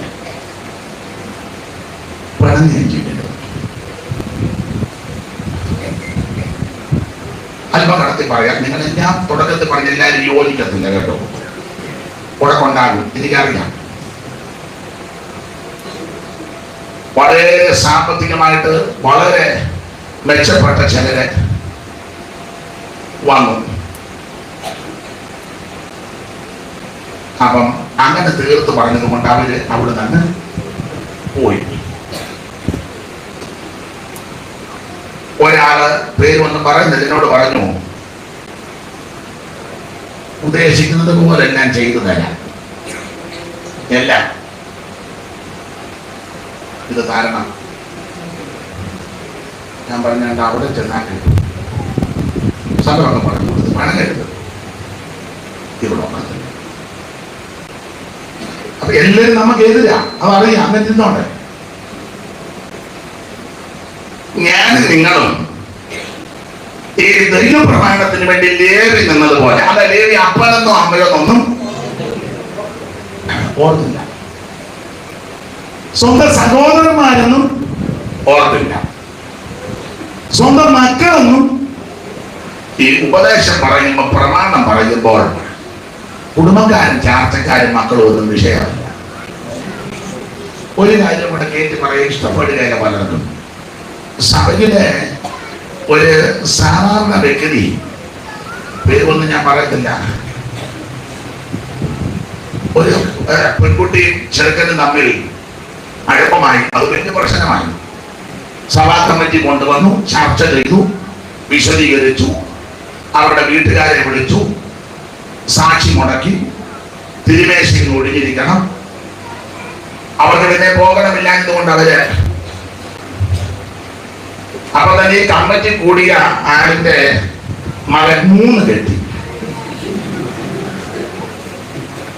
ഇവരെ ഒഴിച്ചിരുത്തിയ പുള്ളിയുടെ അതിന് പ്രധാന പങ്ക് വഹിച്ച ആള് മോഹൻ. ഞങ്ങളുടെ നാട്ടിൽ പഴഞ്ചലുണ്ട്, ഇവിടെ ഉണ്ടോ നൽകത്തില്ല, ആശാൻ പിഴച്ചാൽ ഏത്തമില്ലെന്ന് കേട്ടിട്ടുണ്ടോ? ഇവിടെ ഉണ്ട്. അങ്ങനെ തന്നെ ആയിരിക്കും. അല്ല, പ്രശ്നമായിരുന്നത് എന്തായാലും പ്രശ്നമാണ്. നമ്മുടെ ആത്മീയ ലോകത്തുണ്ടായിരുന്ന പാട്ടിട്ട് ഇൻ ചെയ്തവരെ സ്റ്റേജിൽ എടുത്തുകയില്ല. അങ്ങനത്തെ ബിരുദന്മാരുണ്ടായിരുന്നു. വേറൊന്നും പറയരുത്, കയറി ഞാൻ എന്റെ പരുവത്തിന് കൈകാര്യം ചെയ്തോളാം. ഞാൻ പറഞ്ഞാലും ഒപ്പോടും പറഞ്ഞ ആരോഗ്യം ഉണ്ടാക്കുക പരുവത്തിന് ഞാൻ പേര് പറയരുതേ. ഒരു മനസ്സിൽ നടക്കുമ്പോൾ ആ സെന്ററിലെ ഒരു മാന്യ കർത്തദാസൻ ഇപ്പോഴും ജീവിച്ചിരിപ്പുണ്ട്. അദ്ദേഹം പ്ലാന്റ് ഇട്ട് ഇൻ ചെയ്ത് ഇടത് വന്നപ്പോൾ ഈ പ്രധാനപ്പെട്ട ആളിനെ ഇഷ്ടപ്പെടാതെ വന്നു, കടക്കൂ പുറത്ത്.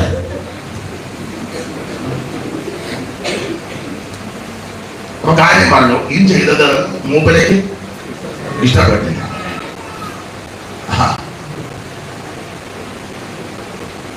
വർഷങ്ങൾ കഴിഞ്ഞ് ഈ കളവൻ അമേരിക്ക ചെന്ന് നെഞ്ചത്ത് കയറ്റി ഇൻ ചെയ്ത്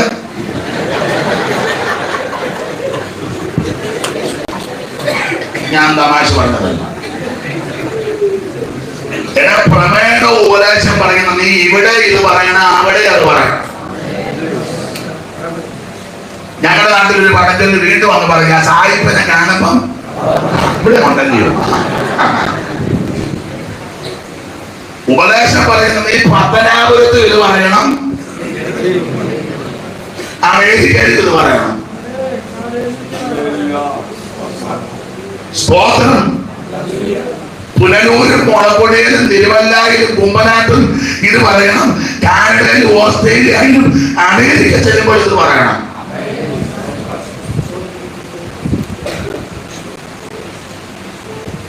മരുന്നെടുക്കുന്നത് പാപമാണ് പറഞ്ഞ് കർത്തൃദേശത്ത് മുടക്കിയ വല്യപ്പൻ 5 വർഷം രഹസ്യമായിട്ട് ഫ്രിഡ്ജിനകത്ത് മരുന്ന് വെച്ച് കുത്തി.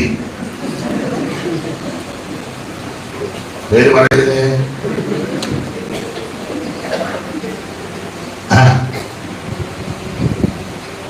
അപ്പൊ നമുക്ക് എന്തു ആകാനോ?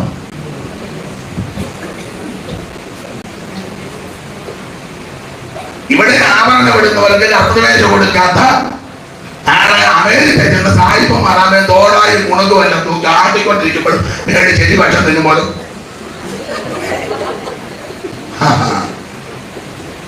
ഇവിടെ ഈ ഉപദേശം പറഞ്ഞാൽ അവിടെ പറയണം, അല്ലെങ്കിൽ മിണ്ടാൻ പോകരുത്. അത് ഞാന് അധികം വിവരിക്കുന്നില്ല. ദൈവത്തിന്റെ മകത്ത് ലേവിയെ പറ്റി പറഞ്ഞതോട് വായിച്ച ലേവിയെ പറ്റി പറയുക. അപ്പനെ അമ്മയെ കുറിച്ച് ഞാൻ അവരെ കണ്ടില്ല. ഈ മോക്ക് ഒരു മൈക്ക് കൊടുക്കുക, ഉറക്ക വായിക്കും, എല്ലാരും കേൾക്കും. മോക്ക് ശരീരം അല്ലെ ശബ്ദമുള്ളത് അത് വായിച്ചു. സഹോദരന്മാരെ അവൻ ആദരിച്ചില്ല. പിന്നെ സ്വന്തം മക്കളെന്ന് ഓർത്തതുമില്ല. ശ്രദ്ധിച്ചേ, അപ്പനും അമ്മയൊന്നും പ്രമാണം പറഞ്ഞപ്പോ ഓർത്തില്ല, ഓർത്തില്ല, സ്വന്തം മക്കളെന്നും ഓർത്തില്ല. എന്റെ സഹോദരന്മാരോട് പറയാ, പുൽപ്പിറ്റേ നിൽക്കുമ്പോൾ ഉപദേശം പറയുമ്പോൾ അപ്പന ഉപ്പാപ്പന കൊച്ചപ്പന അമ്മാച്ചന അവരിതൊന്നും പറയാൻ അത് പറഞ്ഞു നിൽക്കരുത്. ഇത് സെക്രട്ടറി, ട്രഷറർ, കൗൺസിൽ, മെമ്പർ, ഇതൊന്നും പറയരുത്. ഇത് ദൈവത്തിന്റെ വചനം തീർത്ത് പറയണം. എല്ലാവർക്കും ഇഷ്ടപ്പെട്ടെന്ന് വരികയില്ല, എല്ലാവരും ചിലപ്പോൾ കൈയടിച്ചൊന്നും വരത്തില്ല, എല്ലാവർക്കും സമ്മതം വന്നത് വരികയില്ല. പക്ഷെ സ്വർഗം സാധിക്കും. ഇവിടെ ചിലപ്പോൾ പ്രതിഫലം പറയും, ഇവിടെ എല്ലാവരും കൈ തരത്തില്ല. പക്ഷെ സ്വർഗത്തിൽ ചെല്ലുമ്പോൾ അങ്ങനെ ചെല്ലുമ്പോൾ കൈ തന്ന് സ്വീകരിച്ച് നിനക്ക് പ്രത്യേക സ്ഥലത്തിരുന്നു. അപ്പനെന്ന് പറഞ്ഞൊന്നും ഓർത്തില്ല, സഹോദരന്മാരൊന്നും ഓർത്തില്ല.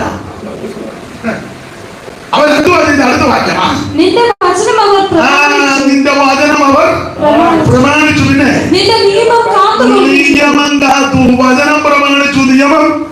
ഇന്ന് രാത്രി വചനം പ്രമാണിക്കുന്ന, നിയമം കാക്കുന്ന, അവൻ സമയം തക്കത്തിൽ ഉപയോഗിക്കുന്ന നിനക്ക് ദൈവം അനുഗ്രഹം വെച്ചിട്ടുണ്ട്.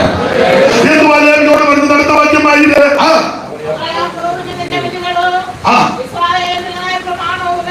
ഒന്നുകൂടെ വാക്യം വായിച്ചാൽ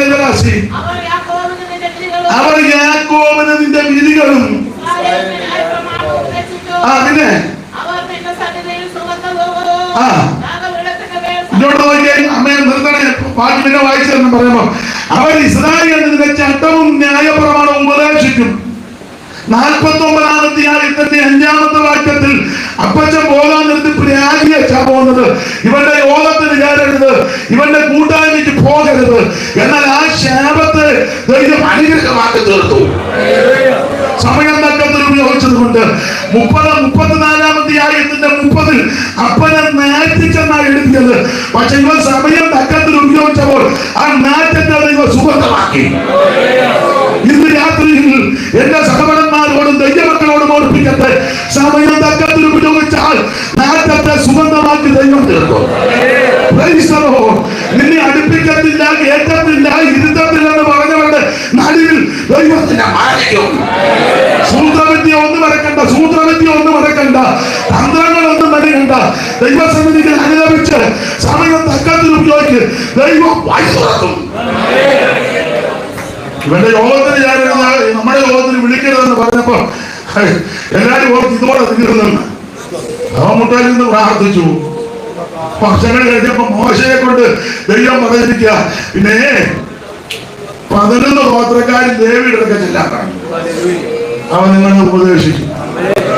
എന്റെ ഭാഷ പറഞ്ഞ യോഗത്തിന് വിളിക്കാതെ കേൾക്കാതെ ഇരുന്ന സഹോദരൻ എന്തോ ചെന്ന് ചോദിക്കാം, മാസ്റ്റർ മറ്റേ കാര്യം എങ്ങനെയാ?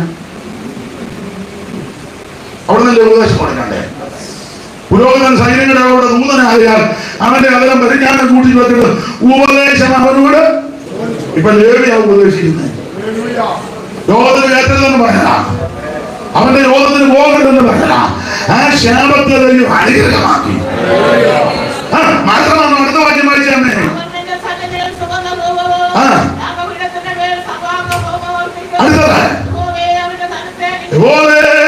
അവന്റെ ദാനത്തെ ദാനത്തെ അനുഗ്രഹിച്ചു. ദാനത്തെ അനുഗ്രഹിച്ചു. ഒരു സാധാരണ രീതി ചിന്തിച്ചാൽ 12 ഗോത്രമാണ്. ഇന്നത്തെ രീതി വെച്ചൊരു ഉദാഹരണം, 100 രൂപ കിട്ടിയാൽ ദശാംശം എത്രയാ?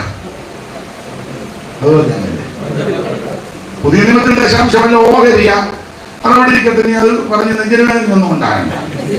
ദശാംശം അങ്ങെടുത്തു. അപ്പോൾ കണലേലി പ്രമാണമല്ലേ, 100 രൂപ കിട്ടിയാൽ കൊണ്ടുവരേണ്ടത് 10. അപ്പോൾ ലേവിയെ മാറ്റിയാൽ പോയിട്ട് 11 ഗോത്രം. ആ 11 ഗോത്രം 100 രൂപ വെച്ച് അവരുടെ ദശാംശം കൊടുത്താൽ എന്റെ ഭാഷ മേശപ്പുറത്ത് എത്ര രൂപ വരും? 110.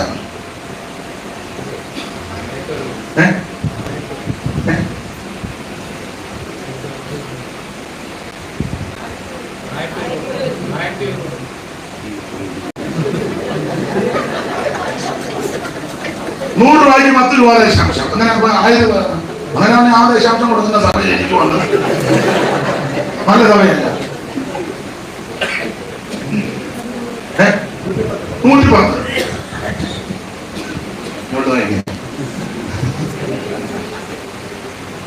ഈ കൊടുത്തവന്റെ കയ്യിൽ ഇപ്പൊ എത്രയുണ്ട്? 90. ലേവിയുടെ കയ്യിലോ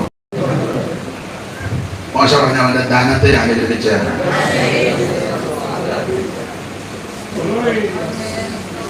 എന്റെ ഭാഷയെ പറയാമേ, ഈ ഉപദേശത്തിനും പ്രമാണത്തിനും വേണ്ടി ഞാൻ നിങ്ങളും വിശ്വസ്തയോടെ നിന്നാൽ നീ ഇരിക്കുന്നിടത്ത് ദൈവം കൊണ്ട് തരും. സെന്ററിന്റെ സഹായത്തിനും പോകണ്ട, അമേരിക്കക്കാരനെയും വിളിച്ച് ചോദിക്കണ്ട, പേർഷ്യക്കാരനെയും വിളിച്ച് ചോദിക്കണ്ട, അക്കൗണ്ട് നമ്പരും കൊടുക്കണ്ട. പിന്നെ ഇപ്പോണ്ടല്ലേ ഇങ്ങനെ കാണിക്കുമ്പോൾ വരുന്നത് എന്താ പറഞ്ഞു ഏതാണ് ചുമ്മാ അനുഭവത്തിന്റെ വെളിച്ചത്തിലാ പറയുന്നത്. മുഴങ്കാലിൽ ഇരുന്നാ മതി, നീ ഇരിക്കുന്നിടത്ത് ദൈവം കൊണ്ട് തരും. നിന്റെ ധനത്തെ ദൈവം അനുഗ്രഹിക്കും. ദൈവം വിശ്വസ്തനാണ്. ശാപത്തെ അനുഗ്രഹമാക്കും. ഇത് രാത്രി ഓടിച്ച് അവസാനിപ്പിക്കാം. സമയം തക്കത്തിൽ ലേവി സമയം തക്കത്തിൽ ഉപയോഗിച്ചു. അതുകൊണ്ട് എന്തൊക്കെ സംഭവിച്ചെന്ന് ചോദിച്ചാൽ, ഒന്ന്, ശാപത്തെ അനുഗ്രഹമാക്കി. രണ്ട്, ദുർഗന്ധത്തെ സുഗന്ധമാക്കി. മൂന്ന്, ഇവന്റെ ധനത്തെ ദൈവം അനുഗ്രഹിച്ചു. ഇന്ന് രാത്രി എന്റെ കൂട്ടുവേലക്കാരോടും ദൈവമക്കളോടും പറയട്ടെ, സമയം തക്കത്തിൽ ഉപയോഗിച്ചു. നിന്റെ സ്ഥിതിക്ക് ദൈവം മാറ്റം വരുത്തും.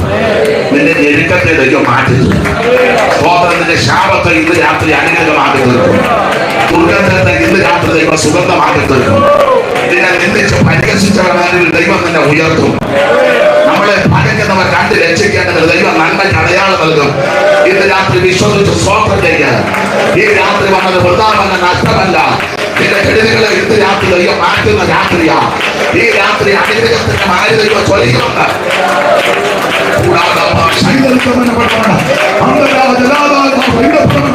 ഇന്ന് രാത്രി ദുർഗന്ധം സുഗന്ധമായി തീരട്ടെ. ഓ ശാപത്തെ ദൈവം അനുഗ്രഹമാക്കട്ടെ. നിന്റെ ധനത്തെ ദൈവം അനുഗ്രഹിക്കട്ടെ. ഇന്ന് രാത്രി ധനത്തെ ദൈവം അനുഗ്രഹിക്കട്ടെ. ഓ നിന്റെ വഴികളെ തുറക്കട്ടെ. ദൈവം തുറന്നാൽ ആരും അടക്കത്തില്ല. ദൈവം അടക്കാൻ ആരും തുറക്കത്തില്ല. ആരും അടക്കാതെ തുറക്കുകയും ആരും തുറക്കാതെ അടക്കുകയും തോന്നുന്നു. യേശുവിന്റെ നാമത്തിൽ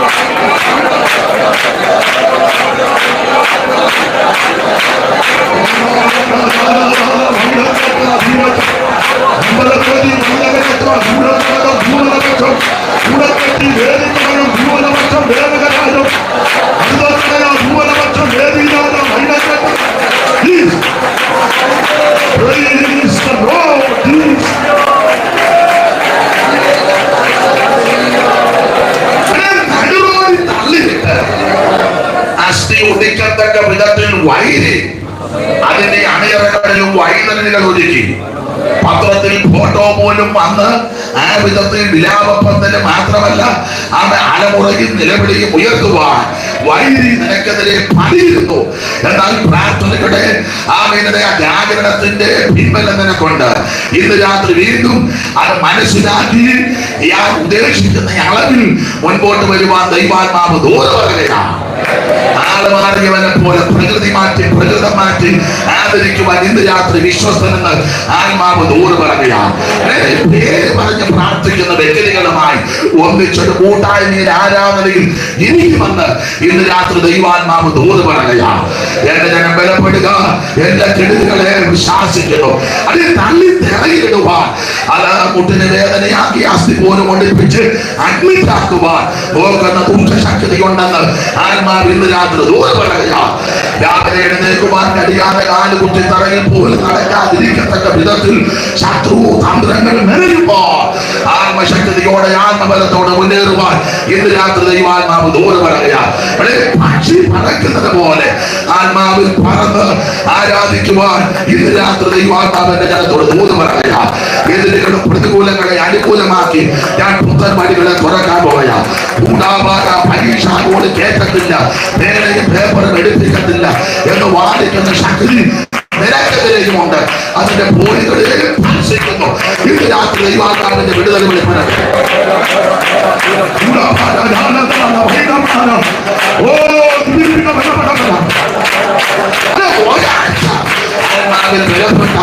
അടുത്തയാഴ്ച കടത്തി അപ്പം യേശുവും യാക്കോബും തമ്മിൽ ഉടക്കം ഉണ്ടായി. നിങ്ങൾക്കറിയാം. ഒടുവിൽ യാക്കോബ് വീട് വിട്ടു ഓടി ഓടി ഓടി അങ്ങ് പതനാരാമിൽ ചെന്നു. നല്ല ഓട്ടക്കാരനാണ്.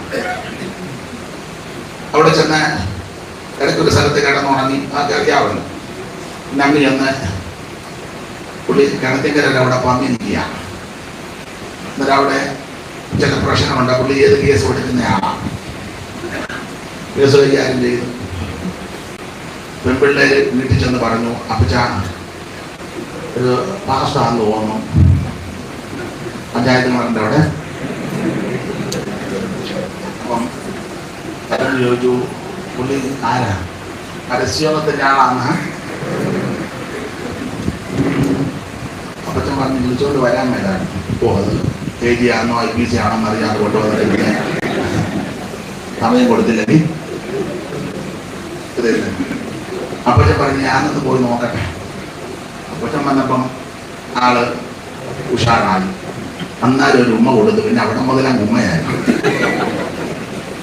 വീട്ടിൽ കൊണ്ടുപോയി. എന്തായാലും കൊള്ളാം. ചില വർഷം അവിടെ താമസിച്ചു. 2 ഭാര്യയും 2 ദാസി, റാഗേൽ, ലേയായും ബിൽഗേഷിൽ പോയി. 7 വർഷം അവിടെ മാറി. ചേട്ടൻ ഏശാവ് കൊല്ലാൻ നിൽക്കുക, ഉടക്കണം. അപ്പം ഇന്നത്തെ പോലെ മൊബൈൽ സിസ്റ്റമോ സംവിധാനമോ ഒന്നും ഇല്ലല്ലോ. എന്തിനാണ് ഇങ്ങനെ ഈ കാലയളവിൽ യാക്കോബിന്റെ അമ്മ റിബേക്ക മരിച്ചു. യാക്കോബിന് അമ്മയുടെ ശവസംസ്കാരത്തിൽ പങ്കുകൊള്ളാനൊത്തില്ല. അതീവ ദുഃഖമാണ്, ചരിത്രമാണ്. അപ്പൊ യാക്കോബ് ആരാഞ്ഞു? എന്റെ അമ്മ റിബേക്ക അമ്മ മരിച്ച സമയത്ത് എന്റെ അമ്മയുടെ അടുത്ത് നിന്ന് ശുശ്രൂഷിച്ചത് ആരാന്ന് അന്വേഷിച്ചു. അപ്പോൾ അവര് പറഞ്ഞു, നിന്റെ അമ്മ മരിക്കുന്ന സമയത്ത് അമ്മയ്ക്ക് ശുശ്രൂഷയൊക്കെ ചെയ്ത് നീ ചെയ്യേണ്ട കാര്യങ്ങളെല്ലാം അടുത്ത് നിന്ന് സമീപത്ത് നിന്ന് ചെയ്ത ഒരു സഹോദരി ഉണ്ട്. ആ സഹോദരിയാ ചെയ്തത്. അവളുടെ പേര് ദെബോര. അവളെ യാക്കോബ് പറഞ്ഞു, എന്റെ അമ്മയെ എനിക്ക് ശുശ്രൂഷിക്കാൻ ഒക്കാഞ്ഞത് കൊണ്ട് ഞാൻ എന്തെങ്കിലും മടങ്ങി അങ്ങ് ബഥേലിൽ ചെല്ലുമ്പോ, വീട്ടിൽ ചെല്ലുമ്പോ എന്റെ അമ്മയെ ശുശ്രൂഷിച്ച ആ മാന്യ സഹോദരി മരിക്കുന്ന സമയത്ത് ഞാനായിരിക്കും എല്ലാ കാര്യങ്ങളും ചെയ്യുന്നത്. ഇതൊക്കെ നല്ല തീരുമാനങ്ങളാണ്. നിങ്ങളുടെ അപ്പനെ അമ്മയൊക്കെ അന്വേഷിച്ചവരും സഹായിച്ചവരും ഒന്നും മറക്കരുത്. അപ്പന്റെ കൂട്ടുകാരനെ മറക്കരുത്. നിങ്ങൾക്ക് ആരെങ്കിലും ഒരു മുട്ടായി തന്നിട്ടുണ്ടെങ്കിൽ നന്ദി വേണം. ഞാനൊരിക്കലേ അത് സ്ഥലമൊന്ന് പറയാം. അമേരിക്ക ചെന്നപ്പോൾ വേറൊരു ദൈവദാസനെ പറ്റി രണ്ടുപേരിന്ന് പറയുന്നു. ഞാനിപ്പോൾ ഇരിപ്പുണ്ട്. എന്നോടല്ല പറഞ്ഞത്. അയാൾ പിന്നെയും വന്നു.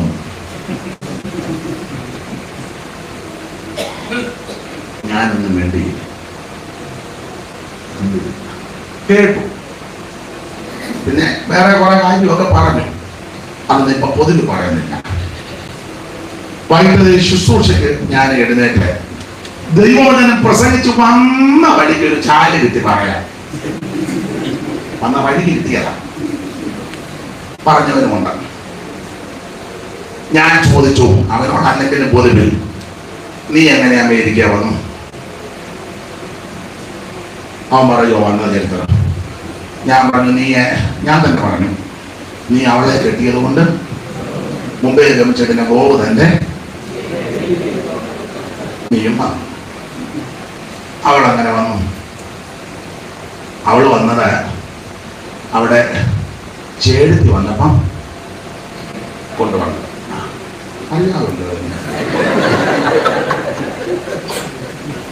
ചേടുത്തി എങ്ങനെ വന്നു?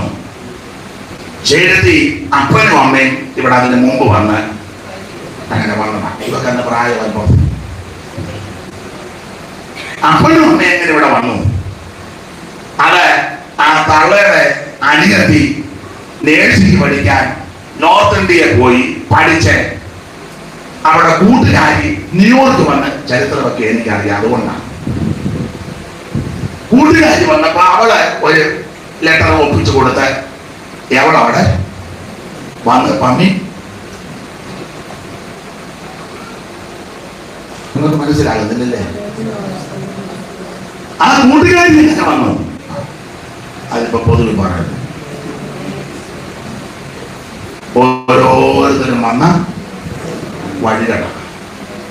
അതുകൊണ്ട് അഹങ്കാര വർത്താനമൊന്നും പറയരുത്. പണ്ട് ഒരു മരുമകളും അമ്മയും കൂടെ വഴക്കുണ്ടാക്കി. അമ്മായിയും മരുമകളും കൂടെ. അപ്പൊ മരുമകളെ പറഞ്ഞു, നാളെ കൂടുതൽ ചാടരുത്.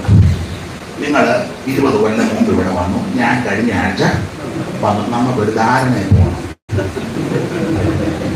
നമ്മൾ രണ്ടുപേരും ഈ തന്നെയാ ഇവിടെ. എന്റെ പരമാർത്ഥം അങ്ങനല്ലേ? എന്നെ സത്യം പറയാമേ, അങ്ങനല്ലേ? അമ്മ പേരുന്ന മോളിമാമ സത്യം. മോളിമാമ സത്യം പറയുന്ന എനിക്കറിയാം. അങ്ങനല്ലേ മോളിമാമേ? അതാ അതിന്റെ സത്യം. നിങ്ങൾ 10-15 കൊല്ലം മുമ്പ് ഇവിടെ വന്നു, ഞാൻ കഴിഞ്ഞ ആഴ്ച വന്നു. നമുക്ക് ഈ അടുക്കളയെ വെച്ചൊരു ധാരണ ഉണ്ടാകണം. എന്ത് ഭദ്രമായിട്ടാ കുടുംബ ജീവിതം പോകുന്നത്? അല്ല, ചിലർക്ക് അങ്ങനെ ഉണ്ട്. സങ്കടത്തോടൊരു കാര്യം പറയാം. ഒരു മാന്യ ദൈവരാശിനും അവരുടെ വണ്ടിയെ എന്നെ കൊണ്ടുപോവുക അമേരിക്കയില്. അവര് ദുഃഖത്തോടെ പറഞ്ഞു, ഞങ്ങളുടെ കുടുംബത്തിൽപ്പെട്ട എല്ലാവരെയും നല്ല മനുഷ്യരാണ്, ദൈവം കരുണ ചെയ്തതുകൊണ്ട് ഞങ്ങൾക്ക് ഇവിടെ കൊണ്ടുവരുവാൻ ഇടയായി. ആ വായി തന്നെ പറയുക, എല്ലാവരും വന്ന് കാക്കക്കേടുമൊക്കെ മാറി. ഇപ്പൊ ഞങ്ങൾ രണ്ടുപേരും പ്രായമാവും, ഒരെണ്ണം വിളിച്ചു പോലും ചോദിക്കുകയല്ല, ഉണ്ടോ, ജീവനോടുണ്ടോ, എങ്ങനെ ഉണ്ട്, കടുകയില്ല. അത് പറയുമ്പോ ആ മാന്യ ദൈവദാസന്റെ കണ്ണിൽ കൂടെ പൊടുപെടാന്ന് കണ്ണീർ ഒഴുകി. ഞാൻ സമാധാനം പറഞ്ഞു. അതിനുപരി ഇവരാരും വരാതെ വിളിക്കാതെ ഇരുന്നത് കൊണ്ട് ഇദ്ദേഹവും ഈ ദൈവദാസിയും കൂടെ അതിൽ ഒരു കുടുംബത്തിൽ നിന്ന് അവരെ കാണാൻ ചെന്നു. ചെന്നപ്പോഴ് ചോദിച്ചു, മോൻ എന്ത് ചെയ്യണം? അന്നേരം അപ്പനും അമ്മയും പറഞ്ഞ അവൻ ഇവിടെ ഇല്ലെന്ന്. അവൻ മേളിലുണ്ട്. ഇവരെ കാണാൻ പോലും ഒന്നിറങ്ങി. അതുപോലത്തെ ചീത്ത സ്വഭാവമുള്ള ആൾക്കാരുമുണ്ട്. എന്നാൽ നല്ല മനുഷ്യരുമുണ്ട്. രണ്ടു വശമുണ്ട് കേട്ടോ. നമുക്ക് സഹായം ചെയ്തവരെ ഒരു മുട്ടായി നന്നെങ്കിൽ നന്ദി ഉണ്ടായിരിക്കണം. ചിലപ്പോൾ തിരിച്ചു കൊടുക്കാൻ നമുക്ക് ഒത്തൊന്നും വരികയല്ല, പക്ഷെ നന്ദി വേണം. ഞാൻ ഈ സഹോദരനൊക്കെ അറിയാം.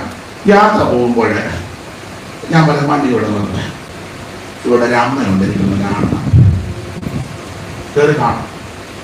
അപ്പൊ ചിലപ്പോൾ അത്യാവശ്യത്തിനായിരിക്കും വന്നത്, കാരണം അതിനായിട്ട് ചിലപ്പോൾ ഒത്തൊന്ന് വരികയല്ല. അപ്പൊ എന്നോട് ചോദിക്കും അതിന, ഞാൻ പറയും ഈ അമ്മ എനിക്ക് പണ്ട് ചോറ് തന്ന അമ്മയാണ്. അപ്പൊ ഞങ്ങളുടെ ഒരു സൗണ്ട് ചോദിക്കും, ഇതിനു വേണ്ടി ചോറ് തിന്നത്? കാരണം മിക്കപ്പോഴും പ്രായമുള്ളവരെയൊക്കെ കാണാൻ പോകും, പോയി നേരമൊക്കെ ഇരിക്കും. നിങ്ങളൊക്കെ അങ്ങനെ ചെയ്യുന്നവരുണ്ട്, സന്തോഷം, നന്ദി വേണം. ഞാൻ എപ്പോഴും ഓർക്കും, എനിക്ക് ആദ്യമായിട്ടൊരു ടോർച്ച് കിട്ടിയത് 34 വർഷം മുമ്പ് വാഗത്താനത്ത് പൈലറ്റ് സ്കൂളിൽ പഠിക്കുമ്പോൾ അതിന് തൊട്ടടുത്ത് വീട്ടിൽ കുമ്മക്കുളത്തെ മേരിക്കൊച്ചമ്മയുടെ ഇളയ മകൾ കൊച്ചുമോള് അന്ന് ഗൾഫിലാണ്. അപ്പോൾ ഒരിക്കൽ ഞാൻ പൈലറ്റ് സ്കൂളിൽ ഇങ്ങോട്ട് വരുമ്പോൾ കൊച്ചമ്മ ചട്ടയും കൊണ്ട് നല്ലൊരു അമ്മയാണ്, ഈയിടെ ഞാൻ കണ്ടു. അപ്പോൾ കൊച്ചമ്മ അവിടെ വന്നേച്ച് എന്നെ കൈയാട്ടി വിളിച്ച് വരാൻ പറഞ്ഞു.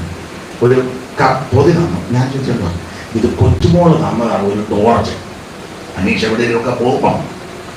അപ്പൊ ഞാൻ പൊതി നോക്കിയപ്പോൾ നിങ്ങൾ മഞ്ഞ കളറാണ്, ഇത്രയും വലിപ്പമുള്ളു, മഞ്ഞ കളർ, ഒരു വള്ളിയുണ്ട് പിടിക്കാൻ. അന്നൊക്കെ ഇതുപോലെ വണ്ടിയൊന്നുമില്ലല്ലോ ടോർച്ച് അടിക്കാൻ. ഇപ്പോഴും അതിന്റെ കളറും തന്നതും ഒക്കെ ഓർക്കാറുണ്ട്. അത് കഴിഞ്ഞ് എനിക്കൊരു ടോർച്ച് തന്നതാണ്. ഉച്ചയ്ക്ക് ടോർച്ച് മാത്രമേ തരുന്നുള്ളൂ, അങ്ങനെ ചോദിക്കരുത്. വാഗതാനത്തെ വള്ളാകടവിലെ സണ്ണിച്ചാലിന്റെ തങ്കമാമ്മയുടെ മകള് സ്മിത കുവൈറ്റിലുണ്ട്. അത് തന്നത് എനിക്ക് കുമ്മംകുളത്തുകാർ തന്ന ടോർച്ച്. ഞാൻ ഒരു മാസം കൊടുത്തു. പ്രായമുള്ള ഒരു അപ്പച്ചൻ യോഗ കഴിഞ്ഞ് കൈ കെട്ടത്ത് പോകുമ്പോൾ ഞാൻ പുള്ളിക്ക് കൊണ്ടുപോക്കണം പറഞ്ഞു. അത് കൊടുത്തതിന്റെ പിറ്റേ ആഴ്ച സ്മിത ഒരു ചുമന്ന ടോർച്ച അതിന്റെ ഇങ്ങനെ ഓടിക്കുന്നു. ഞാനൊരു അനുഭവം പറഞ്ഞതാണ്. അത് എത്ര അനുഭവങ്ങൾ നിങ്ങൾക്ക് വല്ല ഇത് പറയാറുണ്ട്. അപ്പൊ നമുക്ക് തിരിച്ചവർക്കൊന്നും ചെയ്യാൻ പറ്റില്ലെങ്കിലും ദൈവസന്നിധിയിലും അവരോട് നന്ദിയുള്ളവരായിരിക്കണം. ദൈവമക്കൾ നന്ദിയുള്ളവരായിരിക്കണം. ദൈവത്തിന് മഹത്വം. നമുക്ക് നമ്മുടെ വിഷയത്തിലേക്ക് പെട്ടെന്ന് വന്ന് നിർത്താം. ദൈവത്തിന് മഹത്വം ഉണ്ടാകട്ടെ. അപ്പോൾ യാക്കോബ് പറഞ്ഞു, എന്റെ അമ്മയെ അടക്കിയ ശുശ്രൂഷിച്ച ആ സഹോദരിയെ ഞാൻ അടക്കും. അങ്ങനെ യാക്കോബ് തിരിച്ചു വന്നു കഴിഞ്ഞപ്പോൾ തന്റെ അമ്മയെ ശുശ്രൂഷിച്ച ആ സഹോദരി മരിച്ചു. ആ സഹോദരിയെ കൊണ്ടടക്കി. ആ സഹോദരിയുടെ പേര് ദബോര. വായിച്ച് 35:8 താലിഞ്ഞോട്ട് വലിച്ചു മോളെ ഇടത്ത് വശത്ത് മേളിൽ വായിൽ മോളും അമ്മേ. ഏത് 30 മുഴുവൻ വായിച്ചൊന്ന് കേൾക്കട്ടെ. അത് 26 ആയുള്ളൂ. ദബോരയുടെ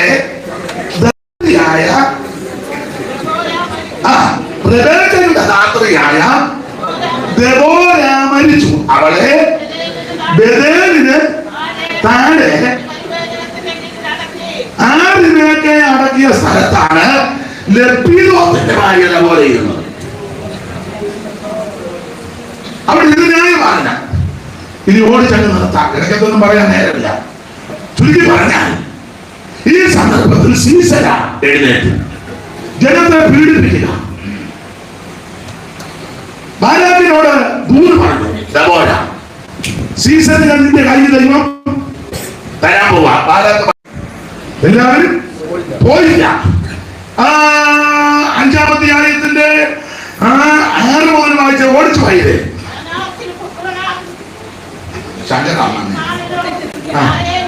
അനാഥപുത്രനായ ശങ്കരൻ നാടന് യാചകരും കാലത്ത് പാതകൾ ശൂന്യമായി വഴിപോക്കർ വളഞ്ഞ മടികളിൽ കൂടെ നടന്ന് ദബോരയാകെ ഞാൻ എഴുന്നേക്ക് വരെ ഇസ്രയേലിൽ മാതാവായി എഴുന്നേക്കുന്ന ആൾ വരെ നായകന്മാർ ഇസ്രയേലിൽ അജേറ്റുമില്ല. അവർ നൂതന നിയമന്മാരെ ഭരിച്ചു ഗോപുരദ്വാരത്തിൽ യുദ്ധം ഭവിച്ചു. ഇസ്രായേലിന് 40,000 മധ്യേ പരിചയം കൊണ്ടവും കണ്ടില്ല. എന്നിട്ട് 13-ാം വാക്യം മുതൽ വായിച്ചേ. അന്ന് ശ്രേഷ്ഠന്മാരുടെ യുദ്ധവും പടക്കലും എനിക്കാട്ടിറങ്ങി വന്ന് വീരന്മാരുടെ മധ്യേ യഹോവയും എനിക്കാട്ടിറങ്ങി വന്നു. പിന്നെ എവിടെയും നമാലിക്ക് വേറുള്ളവരും ബെന്യാമീനിന്റെ ജനസമൂഹത്തിൽ മാഗിയിൽ നിന്ന് അരിവന്മാരും സെബനൂരിൽ നിന്ന് നായക ദണ്ഡകാരികളും വന്നു. അടുത്ത വാക്യം.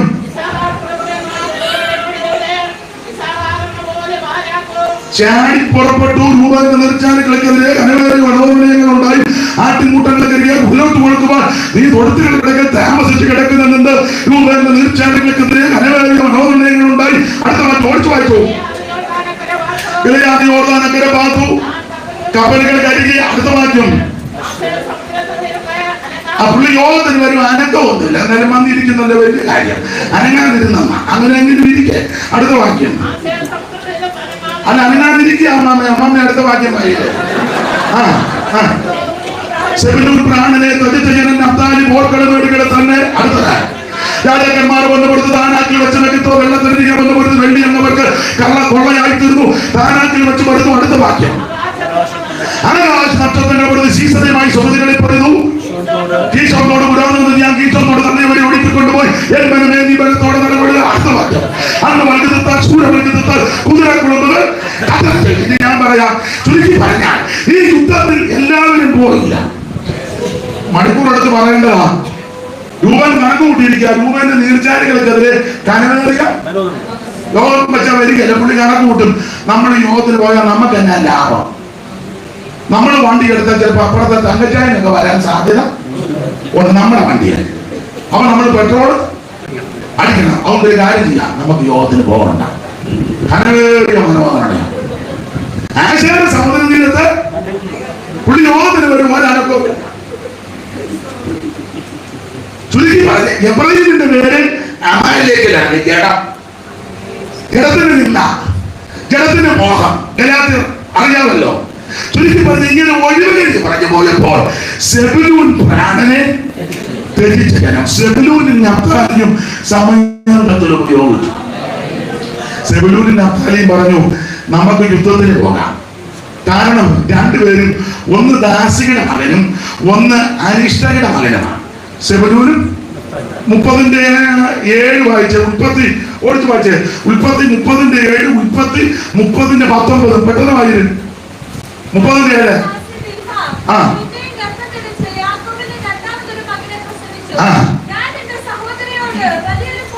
പോർവരുത് ജയിച്ചു എന്ന് പറഞ്ഞ അവന് നഫ്താലി എന്ന്, ഇത് നഫ്താലി ദാസിയുടെ മകൻ. ഇനി 19 വാക്യം, 30:19.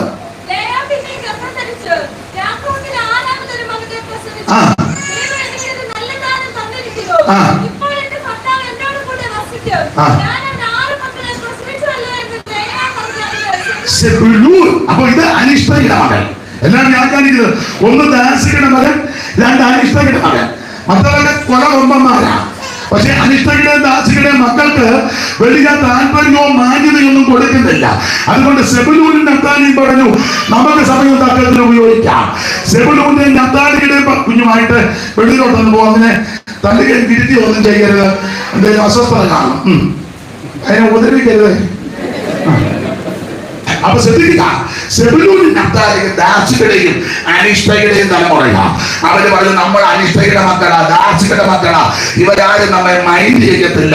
പക്ഷെ നമുക്ക് ഒരു കാര്യം ചെയ്യാം, നമുക്ക് താബോർ മലയുടെ മുകളിൽ പോയി ദൈവത്തെ ആരാധിക്കാം. നമുക്ക് ദൈവത്തെ ആരാധിക്കാം. എന്തിനെ നഫ്താലിയുടെ സെബൂലൂന്റെ ആൾക്കാർ താബോർ മലയുടെ മുകളിൽ കയറി അവർ ദൈവത്തെ ആരാധിച്ചു. ചരിത്രം പറയുന്നത് ഇവർ ദൈവത്തെ ആരാധിച്ചപ്പോൾ നക്ഷത്രങ്ങൾ എഴുതി പൊരുതി എന്ന് പറഞ്ഞാൽ ദൂതനിറങ്ങി ഇവർക്ക് വേണ്ടി യുദ്ധം ചെയ്തു.